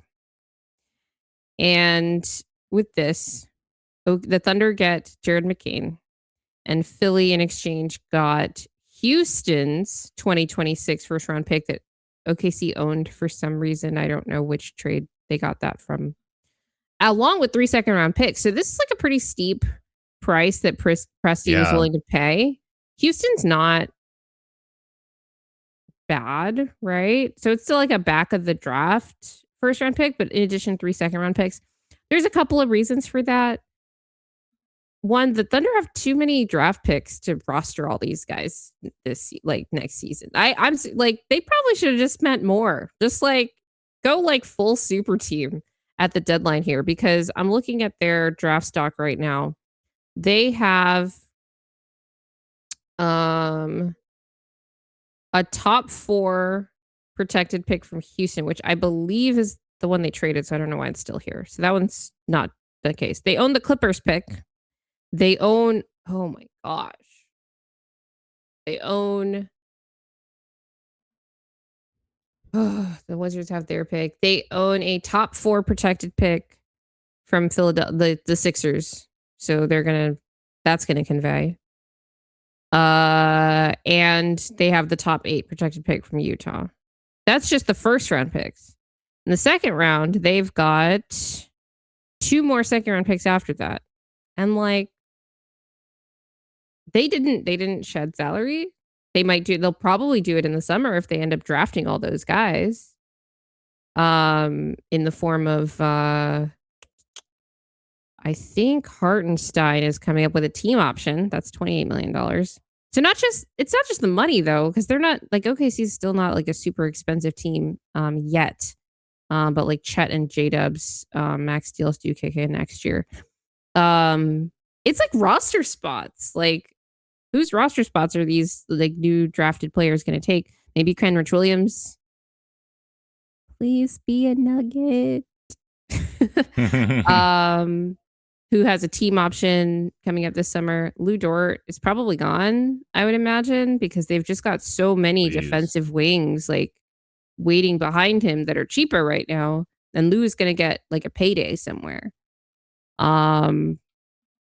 So I thought that was interesting, obviously, that they traded for McCain, which is going to help their offensive process. Like, he's just a really dynamic shooter. And they don't have like a really dynamic shooter. Threes recently. They have Isaiah Joe. Huh? He's like 58% on threes the last 6 games or something crazy. But yeah, let's hope he has a rough transition in Oklahoma. Yeah, I mean, there are a lot of guys in Oklahoma to play. So, but it's just more options for them. So I can see both sides. Like, he's going to be taking minutes of other dudes who are good, but if they need a certain look from him, they can play him. But he has been a little bit injured and hasn't been as good since he got injured. He's pretty bad defensively. And it was a pretty steep price. So it's like, are you somewhat happy? Yeah, but like, it's not for OKC because they're like, that's the inefficiency with them, is they have more picks than they know what to do with right now. So it would be a steep price for somebody else, I think. I don't think it's a steep price for them. Okay, yeah. Okay, that's fair. That was like just some of the outlook of like, if you are someone who is competing with the Thunder like we are, and you know that they have so much capital to move, they spent more than I would think for Jared McCain, to be honest. But yeah. Do you think they move Nikola Topic? I forgot about him. Well, he's been out again, right? Like, probably. Well, yeah. Or he had cancer. Yeah, that was sad. We'll see. He's undergoing treatment for that right now. I don't know. I don't think they're going to move him today. Obviously, the deadline is gone. I would imagine he's probably somebody that's on the chopping block.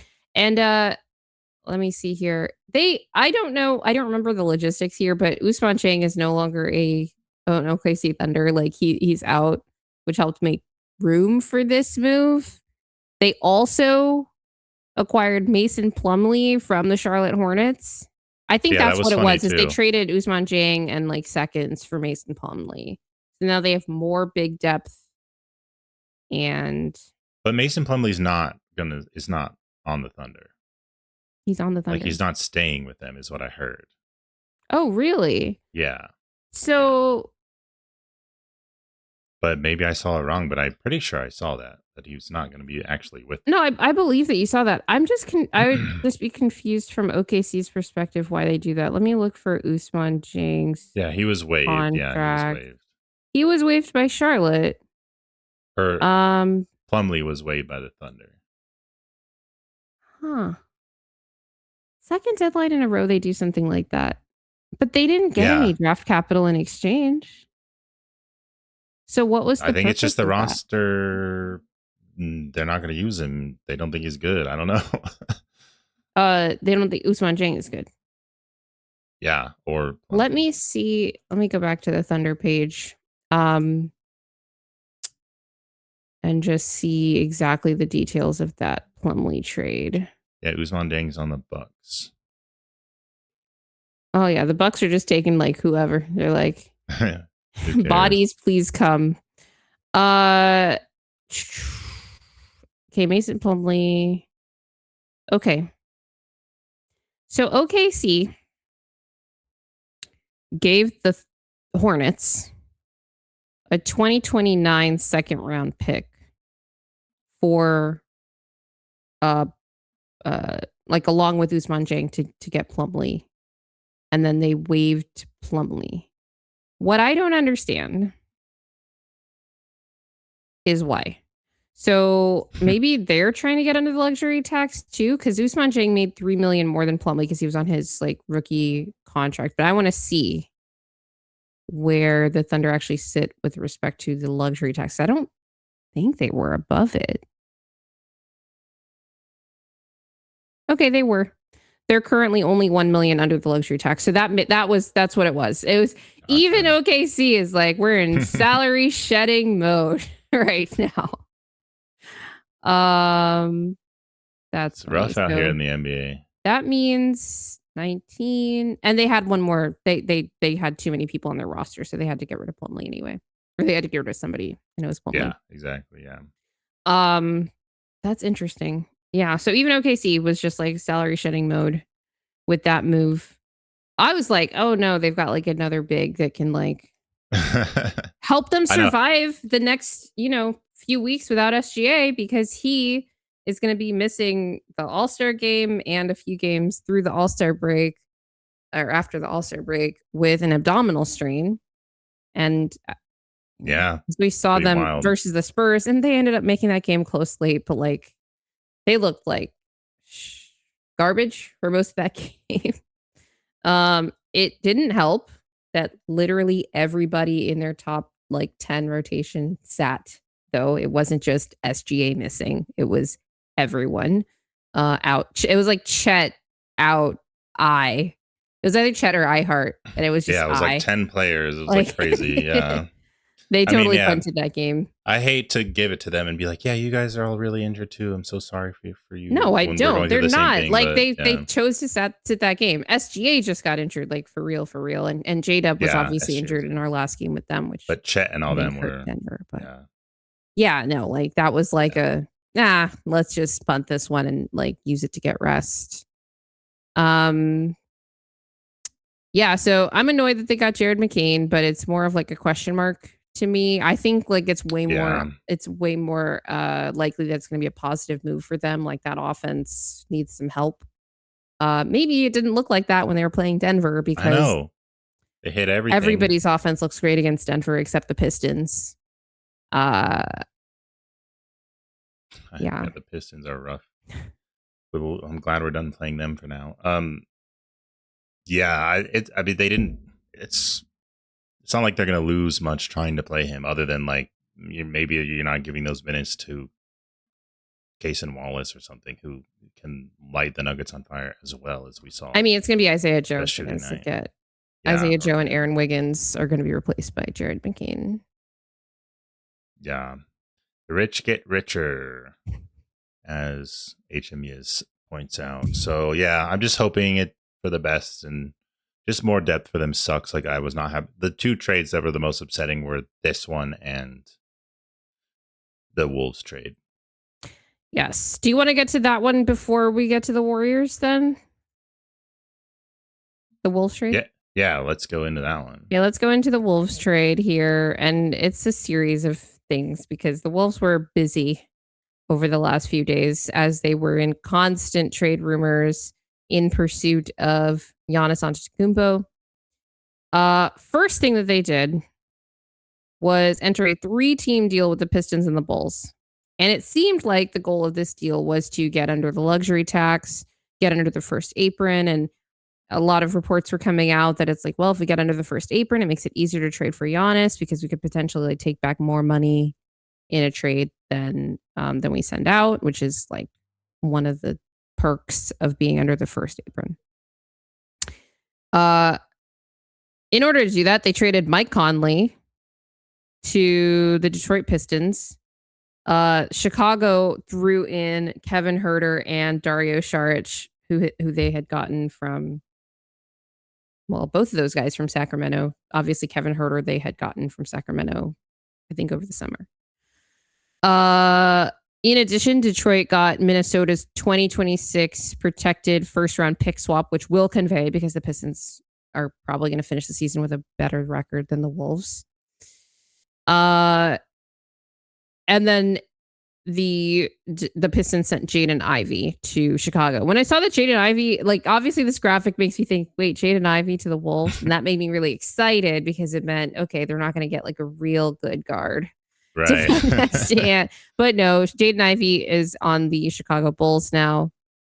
I had in my notes here, does this make Mike Conley a buyout option for Denver? But for reasons that we've already talked about, Will, like Mike Conley is likely to just go back to Minnesota after kind of that'd be so weird. Roundabout and like it should be illegal. Becoming available in a roundabout way. It should be. And if he had stayed or been bought out by Detroit instead of getting traded to, I think it was Charlotte that he got traded to, and they're waiving him. Where did I put that? Mike Conley. Yeah, Charlotte. That makes him just available to the Wolves again. So ridiculous. So that was the first thing that Minnesota did is they dumped Mike Conley's salary. The Wolves and Bulls then did another deal that resulted in Dosunmu going to Minnesota for Taylor Hendricks, Rob Dillingham, and 4 second-round picks. I think it was just those 4 second-round picks, right? It was nothing else. The Rob Dillingham saga in Minnesota has not ended well. And a lot of Wolves fans on my timeline were talking about this kind of perhaps more low-key Cold War that's been brewing behind the scenes between Finch and Conley, or not Conley like Mike Conley, like Tim Connolly, I should say. Over like Rob Dillingham and like playing the young guys. You know, it's always about playing the young guys. And through this trading of Rob Dillingham, who hasn't been good or consistent or anything that you'd want to see, like he's been pretty like thoroughly outplayed this season by Bones Highland. It seems that Finch and like the coaching staff have won this particular battle. And Connolly just like, whatever, like, let's just cut our losses and replace. They did trade 2 firsts for Rob Dillingham. They traded, I think he was drafted in 24. He was in Wemby's draft class, right? Yeah. Supposed to be the or not 24 though. Conley replacement. Not in Wemby's draft class, the one after. No, yeah, the one after. Wait, no, it was 24, so it wasn't Wemby's draft class. It was the one after. They traded their draft pick for that year and a future pick that was only lightly protected, I think, like 2029 or something. It's like top 10 maybe protected. Let me see here. So Dillingham got traded to the Bulls, right? Where did he end up? Yeah, the Bulls. Yes, Chicago. Man, Chicago, so many guards. And they don't have Cavs to and the waive anybody Bulls. anymore. Yes, Rob Dillingham. Transactions. So Minnesota traded. Oh no, they didn't trade their pick from that draft because they made another selection. They had selected Terrence Shannon Jr. in that same draft. So they traded though a top 1 protected 2030 pick and their 2031 first round pick to move up in that draft and take Dillingham. And they didn't even move up like 23, 24. I guess they moved up a lot because that was the year they were really good. That was when we were like head to head for like 2-3 in the West. So they moved up a fair bit in that draft. But yeah, they basically traded 2 first round picks for that guy and didn't work out. And then they had to trade 4 second round picks to try to get an upgrade on him. A slight upgrade in Ayo Dosunmu, depending on how you view Ayo Dosunmu. I think pretty highly of Ayo Dosunmu. I think he's a good defender. I don't trust the shooting though. Like that's not a thing that, even though like the numbers are like okay, yeah, that's like that's the whatever. thing people are. What I know is he's a really him. good driver and he can play make out of pick and roll, and he always kills Denver. And maybe you're like, well, you shouldn't evaluate players for Denver based on how they do against Denver because our defense sucks. It's like, okay, fine. But he always kills us. So that's like really scary to think about him being on the Wolves. Before we get to like the Bulls, like what the Bulls have been up to kind of separately from this, what do you think about the moves that Minnesota has made? How do you feel about the fact that they didn't get Harden, didn't get Giannis? And did these things though? Yeah, I think these things make me more like almost worried in the immediate because Ayo is a good just like add to bolster the overall team and like their campaign this season. And I've been rooting for the Wolves to just be a full downfall, and I thought we were almost getting there, but they've been hanging around, staying up in the standings, and then they add another like contributor who's it's like $11 million contract, good like value add. And if they win it all in for Giannis, I was worried about that and scared in a sense because I don't want the 3 best players in the league and the 3 best teams in the league to be in the Nuggets division, including us. We're a part of that. But so like Giannis, you'd have to give up a lot. Maybe their depth, that lack of depth to get Giannis would hurt them, and he's got the lingering calf. I wouldn't worry about it this season, and I would have thought they would have built around him more in the offseason, like it's Ant and Giannis, and like who can we add? Like people are going to want to play for them, and just being annoyed that Giannis is in the West and on our rival is just not something I want at all. But that was something to worry down the line and just be an annoying headache to deal with for the rest of Jokic's tenure in Denver. But the Ayo move is like a smaller one and could still work out really well for them. I mean, the Wolves are good, man, and they have a lot of physical players, a lot of big players, and yeah, but it's interesting. They still don't have like the de facto point guard that they've always wanted. So,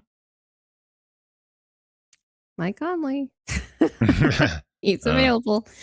I go back and forth.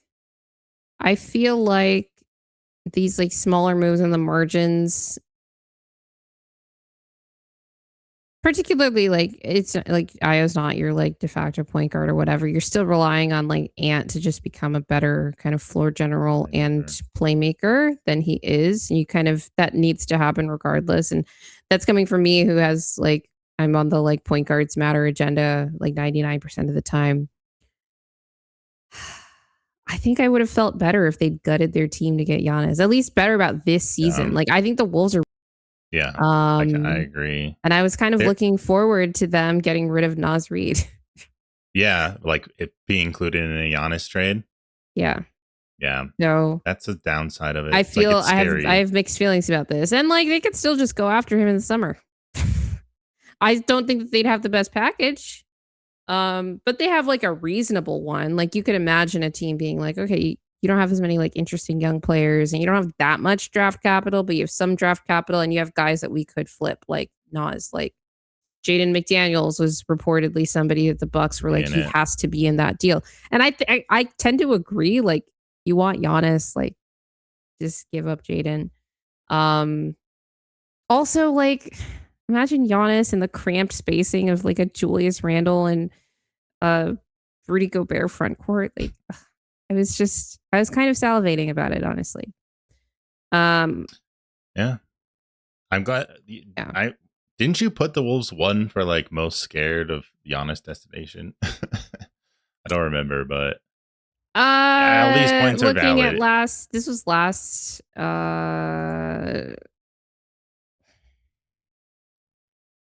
week, right? Yeah. Because it is scary to think of Giannis going there, but I mean, all your points are valid. I did put Wolves. It was more like kind of like a knee-jerk reaction. The more I thought about, like, I think they'd be scarier long term because, like you said, he's in the division, and like we have to just deal with it for the rest of Jokic's career, probably. Mm-hmm. And that I think is more scary than it's like, well, what does it mean for this year? You know? Yeah, exactly. Because if Giannis is there, it makes it easier to be like, okay, Rudy, you're out, because like that front court combo doesn't work for Giannis. You need a floor stretching big in the summer, and they would just retool, and that's when they get scary because now you're like, you know, Giannis kind of implied this in some of the comments that he not made directly but kind of leaked during this whole like, will they or won't they trade Giannis with the Bucks saga that's been going on. Is one of the reasons that he might not be interested in a team like Golden State is because they're like older, and that to me signals like he wants a team like kind of similar, honestly, in terms of the thought process to like how De'Aaron Fox was like, all the best teams have like their best player is like a dominant wing and whatever. But for in Giannis's case, he's like, I want like a younger running mate that can kind of like take over or like LeBron's thinking was with AD. That's like, I'm not going to be in my prime forever, and I need like a younger running mate that's going to, kind of that's good enough to take up that mantle and not have to be like the best player on the team forever. And that's what he would have in Ant, like kind of unquestionably, or like the best shot at it of the teams that were interested in trading for him. So that's what made it scary, like longer term. But in terms of like this season, it would have been like, okay, the path is starting to become like clearer to me, but like, obviously not. And maybe that was like arrogant to me because it's still like we have Ant and Giannis on the same team with like a really good defense, and that's just creates all kind of issues. But I just feel like spacing and like maybe that defense would have been insane though. Like you got Ant and especially if they'd been able to like add Io anyway.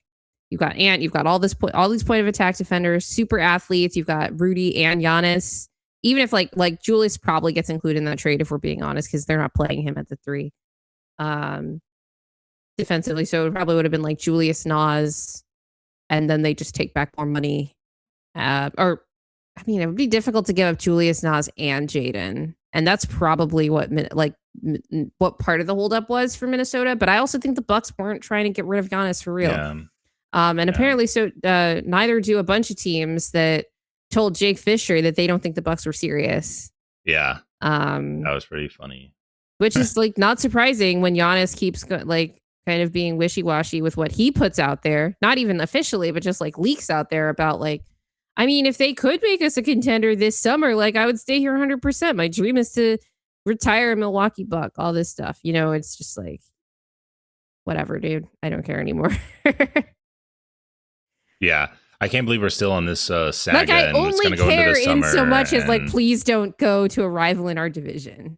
Like if he was like, I'm only staying East, I wouldn't care at all about what goes on the rest of the Giannis saga, because it's just been this long running soap opera. It's just ridiculous. Yeah. It's still going to be going. Yeah. Okay. Couple other like kind of like big-ish moves here between the Chicago Bulls and some other teams. They've been so active this deadline in terms of taking on bad money for draft capital and then just cutting guys while while also like somehow staying under the luxury tax, which is like interesting. Bulls Celtics. The Celtics traded Anthony Simons and a second round pick to Chicago in exchange for Nikola Vucevic and a second round pick. So I don't know what the identity of the picks are. If you had to guess, Will, which second round pick is more valuable? Like which team had to give up the better second round pick in this deal? I couldn't tell you personally. I would say probably Chicago's pick that they gave up was better. Because it's not like Vooch has been amazing and Anthony is young, but yeah, which team had to give up the better pick? I feel like I feel like the Celtics had to take on. Why? Although I guess Simons is better. So Simons the makes Bulls. more money technically. They're both on expiring contracts, but Simons makes less money, and this was a salary shedding move for Boston. In addition to bolstering their front court depth, so maybe you're right, and it was Boston because Chicago wasn't desperate for another guard, but Boston needed a big, and they wanted to shed salary to maybe not get under the luxury tax, but reduce their luxury tax payment. Which they did like over the course of this deadline. I think they shed like $40 million in just luxury tax payments because of the multiplier that's on luxury taxes. It's not just the salary you shed. It's like the luxury tax that a team pays above a certain level is like multiplied by like 2 or 3 times, depending how much above the cap you are. Yeah. It's interesting because it's like, Simons is theoretically a better player, more upside. Bulls want to get off Vooch, but the Celtics do want a player like Vooch. So yeah, I don't know. Let me see. We're gonna find out right now. If we go to, let's just go to Boston. Nikola Vucevic transactions. All right. Denver had a hand in this. Vooch was traded to Boston with a 2027 second round pick that belongs to Denver. So probably not very good. Maybe like, yeah, it's like a bad, like it's on the bad side of it. For an Anthony Simons was traded with the better pick, I think. Because it's the most favorable of Minnesota, Pelicans, Knicks, Portland. So that's probably going to be a Pelicans second round pick. So better. So that means you're right. Boston gave up the better second round pick because they were more desperate for that player archetype and they were shedding salary. Yeah. It was like they were targeting the guy. So it's like you got to give up the payment. Yeah. But yeah. It's an interesting thought because like you first look at it and you're like agnostic of like what the teams are that were involved in the trade. If you just look at like Vooch was traded for Anthony Simons and both teams exchanged second round picks in that deal. I don't know that it's easy to say which team gave up the better pick, but knowing who the teams are in the context of what they want, it's pretty obvious that it's like Boston is the one that has to give up something here. Yeah. It's an interesting, dance that these GMs have to play when it comes to trade deadline day and, even the offseason stuff, but especially with the trade deadline, because everything's like, got to do it right now. Especially if you're a team that is actually trying to do something that year, whether it's get under the luxury tax or contend. Okay, so the Bulls did that. And they were able to get a good second round pick in the process. The Celtics then traded Chris Boucher to the Utah Jazz, again inching closer to that luxury tax line for Boston. Another salary dumping move. I think they included, I think that included a second round pick because, like I said, Utah has been in asset accumulation mode. Let me see if Boucher is even still on the roster because I think he was almost immediately waived. Oh, okay. So he's still here on Spot Track, but he's probably going to be waived. Do we want Chris Boucher? Denver, right? That was somebody that we were thinking about targeting over the summer, right? Yeah. He's been a name a lot of the times, just trying to find a contributor player to play. Yeah, Spot Track doesn't have the trade details yet. It's traded from Boston for TBD. Let's see. Okay, the Bulls also. So this was a pretty big one for Chicago, I think. And Charlotte. Chicago traded Kobe White and Mike Conley, who then got waived by Charlotte, in exchange for Colin Sexton, Ousmane Dieng, who is now a Bull, who I think got waived by the Bulls, and then now the Bucks signed him, right? Is that what you said? Along with 3 second-round picks. And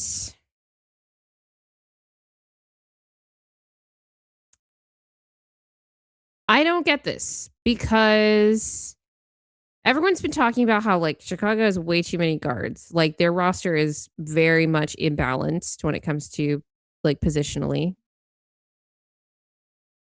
But Kobe White's like the best of those guards. So like, isn't he one of the ones you would want to keep? Well, I think they think Colin Sexton is almost as good right now based on how he's been playing. And then you get more second round picks. You get the draft capital. Maybe that's, I mean, it's kind of crazy because if they traded Kobe White last year, they probably get like a first or at least a swap. Maybe they were like, oh, the value's going down. Get something now. I don't know. Has it really been that bad? It's just like injuries. Like he's been in and out. Plus, like with Giddey kind of monopolizing things more, he's not getting as many scoring opportunities and things. And I don't mean that like in a bad way. I just mean like literally there's so many more. There's even more guards on the roster this season to the point where his usage has gone way down from where it was when Zach LaVine was injured. That like before he got traded to the Kings and Kobe White was like their number one option, kind of thing where it's like, that's when you sell high on a player like that. And if you're not, so I thought they were super high on him, which is why they didn't, but obviously it's Chicago. So they just keep players because reasons. I just want to see what the second round picks were that Charlotte traded for them. So second round pick, the identities of the second round picks are not on Spot Track yet. So we'll just have to see about that. But they're probably like, they're still not like, I don't think they're as good as a first round pick. And you're not going to get a lottery pick for Kobe White. So maybe that's what it was, is they're like, he's a good player, but he's not going to net us like a good first round pick. So I'd rather just take 3 seconds and kind of clear up space for these other guards on our roster if, Charlotte is interested. Plus we get Colin Sexton, like you said, back in the process. And let's see, Kobe White he's only 25. Like he's so young, man. Colin Sexton, I think he's only 27. It's a couple years age difference. I thought he was like 29, 30, like approaching 30, but I guess not. So maybe like you said, the Bulls don't see it as big of a gap as people think. Mile High Indoors says, we're a first round exit. Minnie just got a 6'5" point guard who can defend and shoot as the elite rim pressure. OKC, another ball creator for nothing. Well, I mean, he's a good shooter. I'm skeptical. Depends on who we're playing in the first round, but I think we'll be okay. Depends. I mean, at this point, like one more loss and Denver's tied with play-in teams in the loss column. So that's unfortunate after a month of like somehow holding firm in the top 3. Which they still are right now, but it's one of those things where you're like, well, we're accumulating losses and not getting wins. So that was, but then the Bulls did not stop there. They were very, very, they were involved in like half the deals that we talked about today. They traded they traded for Gershon Yabusele basically traded him to, or traded Dalen Terry to the Knicks. I think they got Yabusele and picks, but I didn't get the identity of those picks, like second round picks.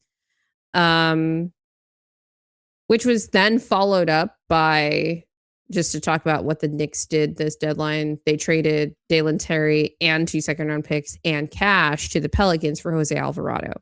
So the Bulls are like kind of a sneaky little linchpin in the deadline this year. In terms of like, they kind of like spread their tendrils out to like everywhere. They made deals with, let's see. They were in a 3-team deal with the Cavs and Kings, which that affected the ability of the Cavs to probably do the Harden deal. Like I need to double check the numbers on that, but I think that was important. They were highlight. They were in another 3-team deal with the Wolves and the Pistons. They did another deal with the Wolves separately for Dosunmu. And then they did the Celtics deal. And then they dealt with the Hornets and they dealt with the Knicks. So a little bit of everything throughout the conference. Very interesting. Vyacheslav says that Peyton Watson is currently listed as day-to-day after suffering a right hamstring injury during the fourth quarter of Denver Nuggets. The next game. Double overtime. So he was listed as day-to-day? Not a reliable answer. He was grabbing that hamstring all the way to the locker room. Color me skeptical given everything else. Yeah, we'll see when we hear gestures broadly. All right, last little like 2 things here since we're on the like Hornets. Well, not 2 things. There were like a lot of like other little deals, but the Orlando Magic were able to get out of the luxury tax without trading Goga Bitadze, as we discussed this summer as a potential option for Denver to, you know, trade Jonas for Goga and kind of go from there.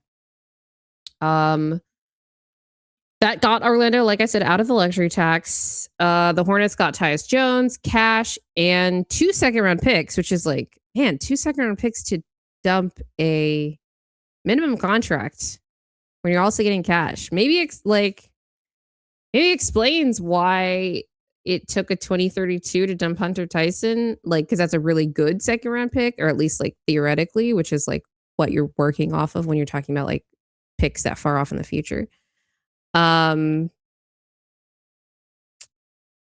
Tyus Jones has been not like he's been bad this season. Like, Will, you were completely right. Like I conceded that within the first month of the season. Like Will was completely right about Tyus Jones.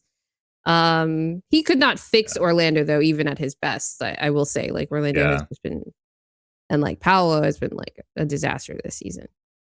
Vyacheslav said Tyus' career really went down since he joined the Suns. They were betting on him being good, and I said nope. Yep, you were right. But then Charlotte turned around and traded Tyus Jones to the Mavs.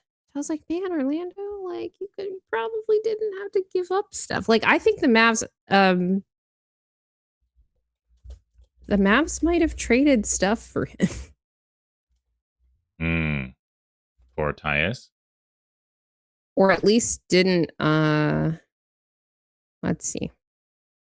Well, if they valued him like I did, they would have had to. Yeah, Gillespie. So okay, they traded him for Malachi Branham, so they would have had to take on money. So it's not like they could just salary dump in that they case. Needed something. So basically the Mavs salary dump, but like I don't know how. Dallas also desperately needs a point guard, so they were probably just like, not desperately, because they don't care right now. They're bad.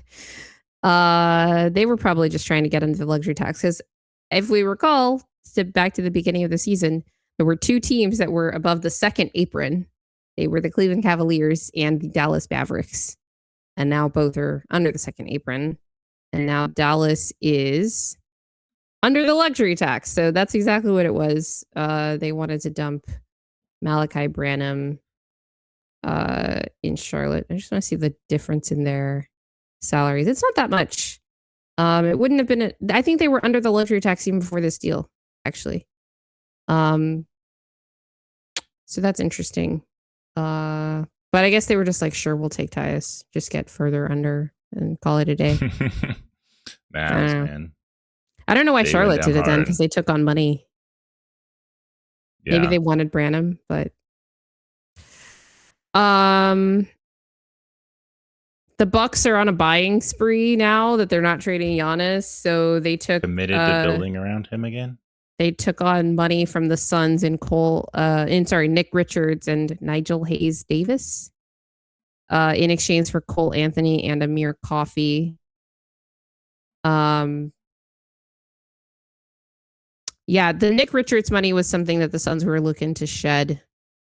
And I was hoping that would have been an option for Denver. Yeah. But if they weren't a team that was also looking to shed money. Maybe we could have gone IO if we weren't looking. We talked all the summers like, okay, they're under their first apron. They could take back more money in a deal potentially, like at the trade deadline. But then it became very clear very soon because they immediately started leaking that their main objective this season would be to duck the luxury tax. And now they've done it. So that's good. That's good. Oh, gosh. Did you see the post that I sent you from Giannis's Instagram? He just shared it also on Twitter. Oh. I didn't see it. What did he say? He posted that clip from Wolf of Wall Street of the not leaving with the caption, "Legends don't chase, they attract." Good luck. I keep trying to attract in Milwaukee, Giannis. Just keep it going. Never give up. Yeah. Yeah. Let's see here. Okay, the last deal I've got here. This is one of the first deals of the week, but I pushed to the bottom because I tried to kind of group things by team transactions and also like interest. But the Portland Trail Blazers got Vit Krejci from the Atlanta Hawks. Good shooter. In exchange for Duop Reith and two future second round picks. Atlanta in need of some big depth after. Oh my gosh, I totally forgot. We skipped a transaction. We'll get there. We'll get there. We'll do that one last. So it's related to this though. But the Atlanta was kind of in need of some big depth with, let's just say, Kristaps Porzingis' injuries, and just kind of, I don't know what Atlanta's like objective is for the rest of the year. Are they just like, let's try to make the play-in, try to make the playoffs from the play-in? I was told they were better without Trae Young. So like what's going on with that? And then they have Duop Reith and they have his restricted free agency rights for this summer, so they could re-sign him. I suspect they'll re-sign him maybe with like a partially guaranteed multi-year deal, something like that. Good for Duop Reith if he does get an extension, because he was one of those guys kind of like Spencer a couple years ago that was coming off a two-way and just played really well for a team that had a ton of injuries, and then got his contract converted from a two-way to a standard deal in the middle of the season, even for a team that like wasn't trying to contend. So that just tells you how much they like valued his like presence probably on the team. And then I think they picked up his team option this year too. Like they could have just declined it and kind of whatever. But I think I have positive feelings about a player that's able to kind of like have that kind of trajectory with a team, even though he's been traded right now. But he was able to be traded for, not that much. Like, they get Vit Krejci. It's 2 future second round picks. Brother BKL Sports Entertainment Show says, let's just say Atlanta need to move out instead, going to the postseason. And what's the next move in waive out? Grace Jean. Atlanta needs to move out instead of going to the postseason. So they're just, they've definitely in a transition. They need to get bad. Phase. Does Atlanta even own their pick for this year? I don't know. I thought it was included in the DeJounte Murray deal. Maybe they got it back. Was that one of the picks that they got back? this summer. They did. Yep. So they get the most favorable. Oh, sorry, no. Oh God, this is so complicated. Listen to this, Will. So this year, they obviously have that unprotected pick from the Pelicans, which is going to be awesome for them. San Antonio has a pick swap from Atlanta, so San Antonio is going to get Atlanta's. Probably that's going to be a pick swap there. But the way that swap works is kind of complex. Atlanta gets the more favorable of the less favorable of Atlanta and San Antonio, and the less favorable of Cleveland, and more favorable of Utah's top 8 protect. Like, I don't know what's going on here. This is like, yeah, these are the funny trades that I was just like, okay, this is why pick swaps are weird. Yeah. Atlanta owns most of their draft capital. The only one they don't is this year with that swap, and then next year, their pick goes to San Antonio, but they own the Bucks pick next year. So that's bad for Milwaukee. Yeah. Yeah. Not as fun as the trades the last ones that we haven't covered. Yeah, okay, let's talk about the Warriors. Okay. While we're on the Hawks here. Let's see. Golden State Warriors trade Jonathan Kuminga, who's now finally no longer a Warrior, and Buddy Hield for Kristaps Porzingis. This was a straight salary dump. Kristaps is on an expiring contract. Kuminga also on an expiring, kind of technically, because he's got a team option. Buddy Hield is not, though. He still has, I think, 3 years remaining on his current deal. Let me see if that includes this season. So essentially, they included Kuminga in a Buddy Hield salary dump. Yeah, it was just funny. I did not see that being the way it ended with Kuminga. Yeah, but I don't know. Buddy's got kind of a weird contract. Like, he is paid $9 million this year. He's got a partially guaranteed deal for next year, but it's only $3 million is guaranteed, and then he's got a player option in 27-28. So I imagine if he gets waived, that player option is like void. Yeah, probably. But that's how it goes. And they were like, okay, we're just done with the Kuminga experience. A situation where the coach won the war with ownership / the GM. Another like Cold War situation here, it seems like. Where the coach ended up getting rid of the guy that they don't want to play anymore. Obviously, Kuminga is a better player than Dillingham, though, or has been, and is way more established. But that's not the kind of return I expected for the Warriors, even though I wasn't super high on Kuminga, and the league knows that they're not super high on Kuminga, which is why they weren't willing to give up a lot. But I think it honestly probably was getting pretty toxic if the Warriors felt pressed enough to, want to do this at the deadline. And apparently, this is the reports, they've been targeting Kristaps for a while now. What do you think of this move for them? Do you think it does anything for their fate as a playoff team / contender? Given Jimmy's injury, I feel like I'd be more scared of this move, or not scared, but I'd respect it. Okay, I have to the Warriors are a team you have to respect now if Jimmy weren't injured. Or yeah, well, I mean, because it depends on Kristaps. Is he gonna? He's always a wild card, but it's one of those injuries. things where it's Kuminga doesn't play anyway, so it's well, you gained a player that you play, and Buddy's awful. You got to stretch, and he's a stretch big. Yeah, it's okay, he could play. I could see him playing within that system. I mean, I still don't love it. I mean, I feel like they needed more than him, and he could still be injured. And Kuminga was definitely a pathway to really get something. And just to use it to salary dump Hield, and it's not like a huge improvement. And I don't think it's really changing their title odds that much. And I think Jokic cooks Kristaps Porzingis so easily. Yeah, I don't know. It's risky. Like there's a high chance that he's not going to be healthy and for the whole playoffs when he plays. So I wouldn't be happy if I was Steph Curry and that was like the move that they are trying to save twilight of my career personally.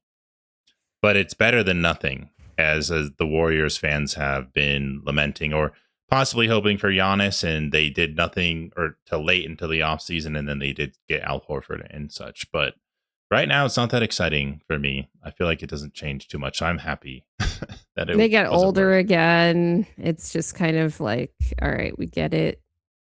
If you're going to go old like this, you kind of have to do what the Clippers did this summer and just get like a bunch of like guys that like, if they play well, I mean, it obviously didn't work out for the Clippers, but a lot of us were like, this is an old team, but they're going to be pretty good, right? Like, I don't remember where you had. We had them high. I thought they were going to be a lot better because they killed us, or they didn't kill us, but they beat us in the first game. And then I was like, well, Steph, they always have a chance with Steph. They signed Al Horford, Draymond's back, still looks fine. But yeah, slowly been dwindling in their efficacy lately. Right. Yeah, they have old players that are like not that good outside of stuff. Vyacheslav did point out that they like to play 5 out, which KP is ideal for. And yeah, it's true. Yeah. Yeah, fans clearly upset from Giannis to Kristaps. How the mighty have fallen. I mean, like, they're not mighty. Like, they were apparently never in the Giannis sweepstakes. Like, it sounds like the Bucks were never interested in their offer, which I personally don't understand. Friend of the show, HP Basketball, has been saying that the Warriors have the worst trade package because all their picks are going to be mid anyway. But they still have the picks, like, and Milwaukee could always try to like package some of those to trade up in future drafts. Also, the swaps are not going to be valuable because the Warriors are going to be better than the Bucks for like the foreseeable future. So I get that part of it, but I also am like, how much more competitive were the other offers anyway? Like maybe you prefer Minnesota's because even though they don't have the picks, they have like better players like Jaden and Nas, would have been in that package. Like the Heat, like are the Heat's picks going to be that much more? They always make the playoffs, even when they're 10 seed. Like, and they're always going after stars. Who are they going to get? You could always have that off chance of like a season where like Giannis and Steph are both injured kind of thing. And then you end up with like a top whatever pick. So I don't get that. The Warriors are old, like Beck is saying. Like their picks could be a lot better. Like how much longer are they really going to last? I don't think much longer.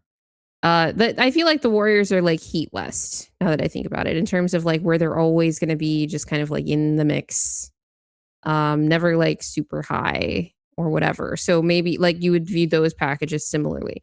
I don't get the Minnesota thing because of the draft capital. Like the Minnesota just doesn't have it. So yeah. Let's see. What did Yamin say? I was going to read that comment. In the tanking era, players are more valuable than picks, is what Yamin said. Thoughts? I think depends on what you're trying to do, where you are. Yeah, like if you're a team that doesn't own their own draft capital for like several years, which maybe that's what it is for the Bucks, and they just value players more than picks because they don't own their own draft capital. Well, you should value both in that case because it's like, well, you still want other teams' draft capital because you don't own yours, but you also want good players so that you can play well because you don't own your own draft capital anyway. So I don't know like what the right balance is to strike with that in the situation that the Bucks are in, but I know it shouldn't be like, oh yeah, just completely not interested in the Warriors package at all. I do think, and someone pointed this out, if Jimmy weren't injured, this would have gotten done because the Bucks would have easily been able to reason with them. And I don't know that it would have gotten done because the Bucks may not have been serious, but in terms of like the Warriors being able to offer up like probably like the undisputedly best package, Jimmy's going to be at an expiring contract next year. So even if the Bucks couldn't like immediately flip him at this deadline, they could have flipped him to another team next summer on an expiring contract for picks. He's still a good player, right? And the contract's not bad. So that plus the other stuff that Golden State could have offered, whether it was like Kuminga or whatever, on top of the draft capital. Like that's the part that I have to keep emphasizing, because Golden State, unlike the other teams that were interested, actually owned their own picks that they could trade to Milwaukee. Yeah. Anyway, that's my Well, mini rant. Yeah, is there anything else you want to say about it? Because there's another California team that made a move that we didn't talk about.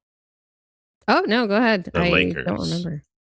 What did they traded Gabe Vincent for which is kind of a funny Luke trade. Kennard. Yes. Basically a 1-for-1 trade there. I think Gabe made a little bit more, a little bit less. They both made around $11 million. I don't even know if there was draft capital exchanged in this deal. I don't either. I but think it was just the players, and like both teams being like, I value Luke Kennard if I'm the Lakers, and if I'm Atlanta, I'm like, well, I want a more defensive guard in Gabe Vincent. So okay. Oh. Okay. So the Lakers included a 2032 second round pick for that. Whoa, interesting. Which is interesting. It is interesting because Luke Kennard is in his age 29 season. So they're the same age. They're both 29.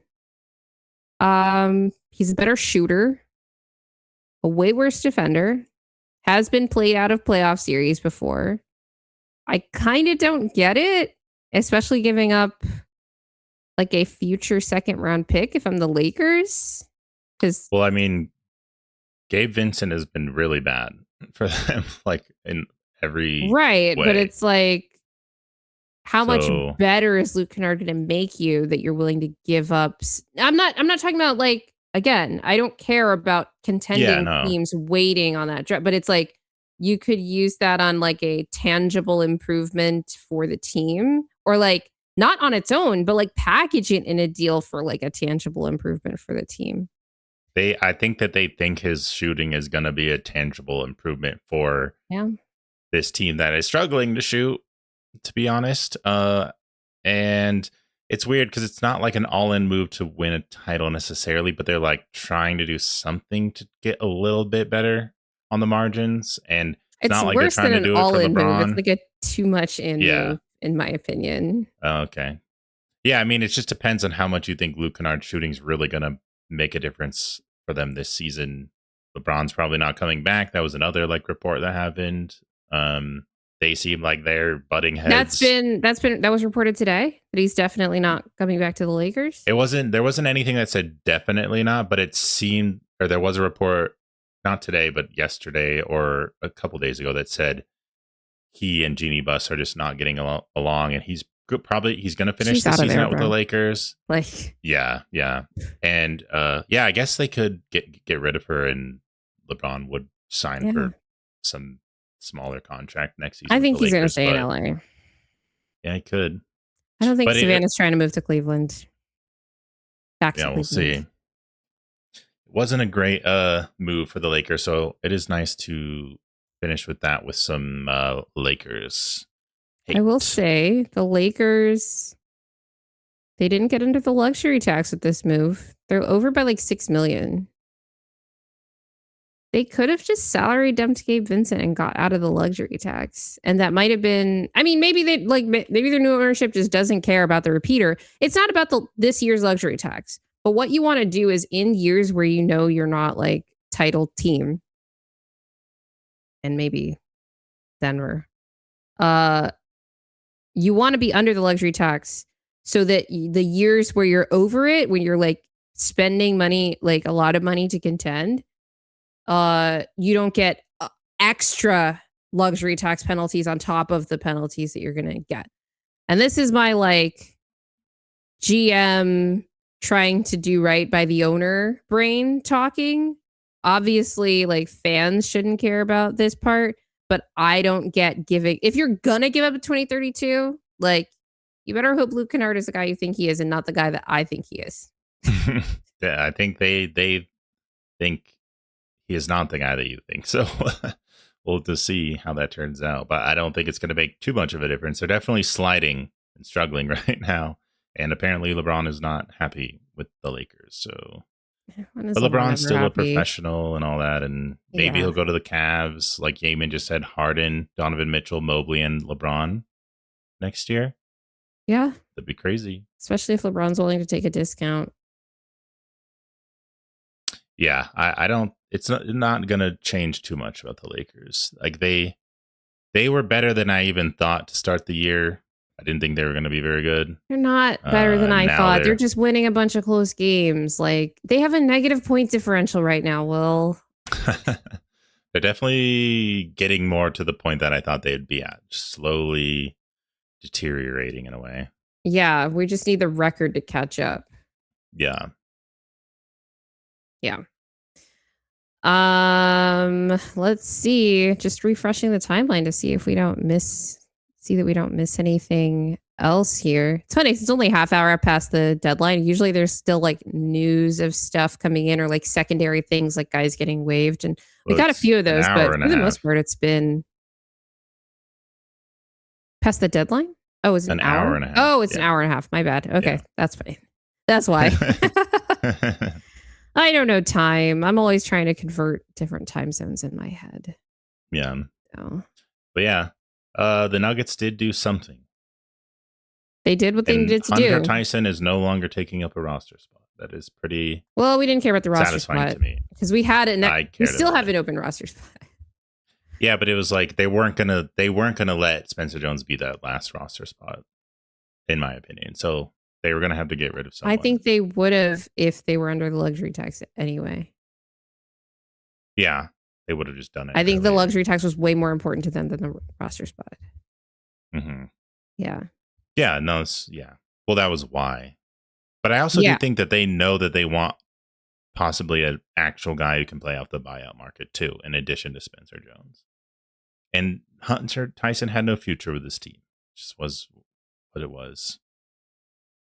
And I'm happy to be done with that. And I will be happy when we're done with Zeke too. All right. Any other news coming out? What a day. Seems like that's the end. So far that's all we got here. I'm curious to see how some of these moves play out. Like we definitely got a lot of salary shedding. Just for context, it's before today's moves. This is as of last night. In terms of total luxury tax that would be paid across teams, over 100 million in luxury tax had been shed just because of teams moving guys to other teams that were under the luxury tax, and then they themselves reducing their luxury tax burden or getting completely under the luxury tax.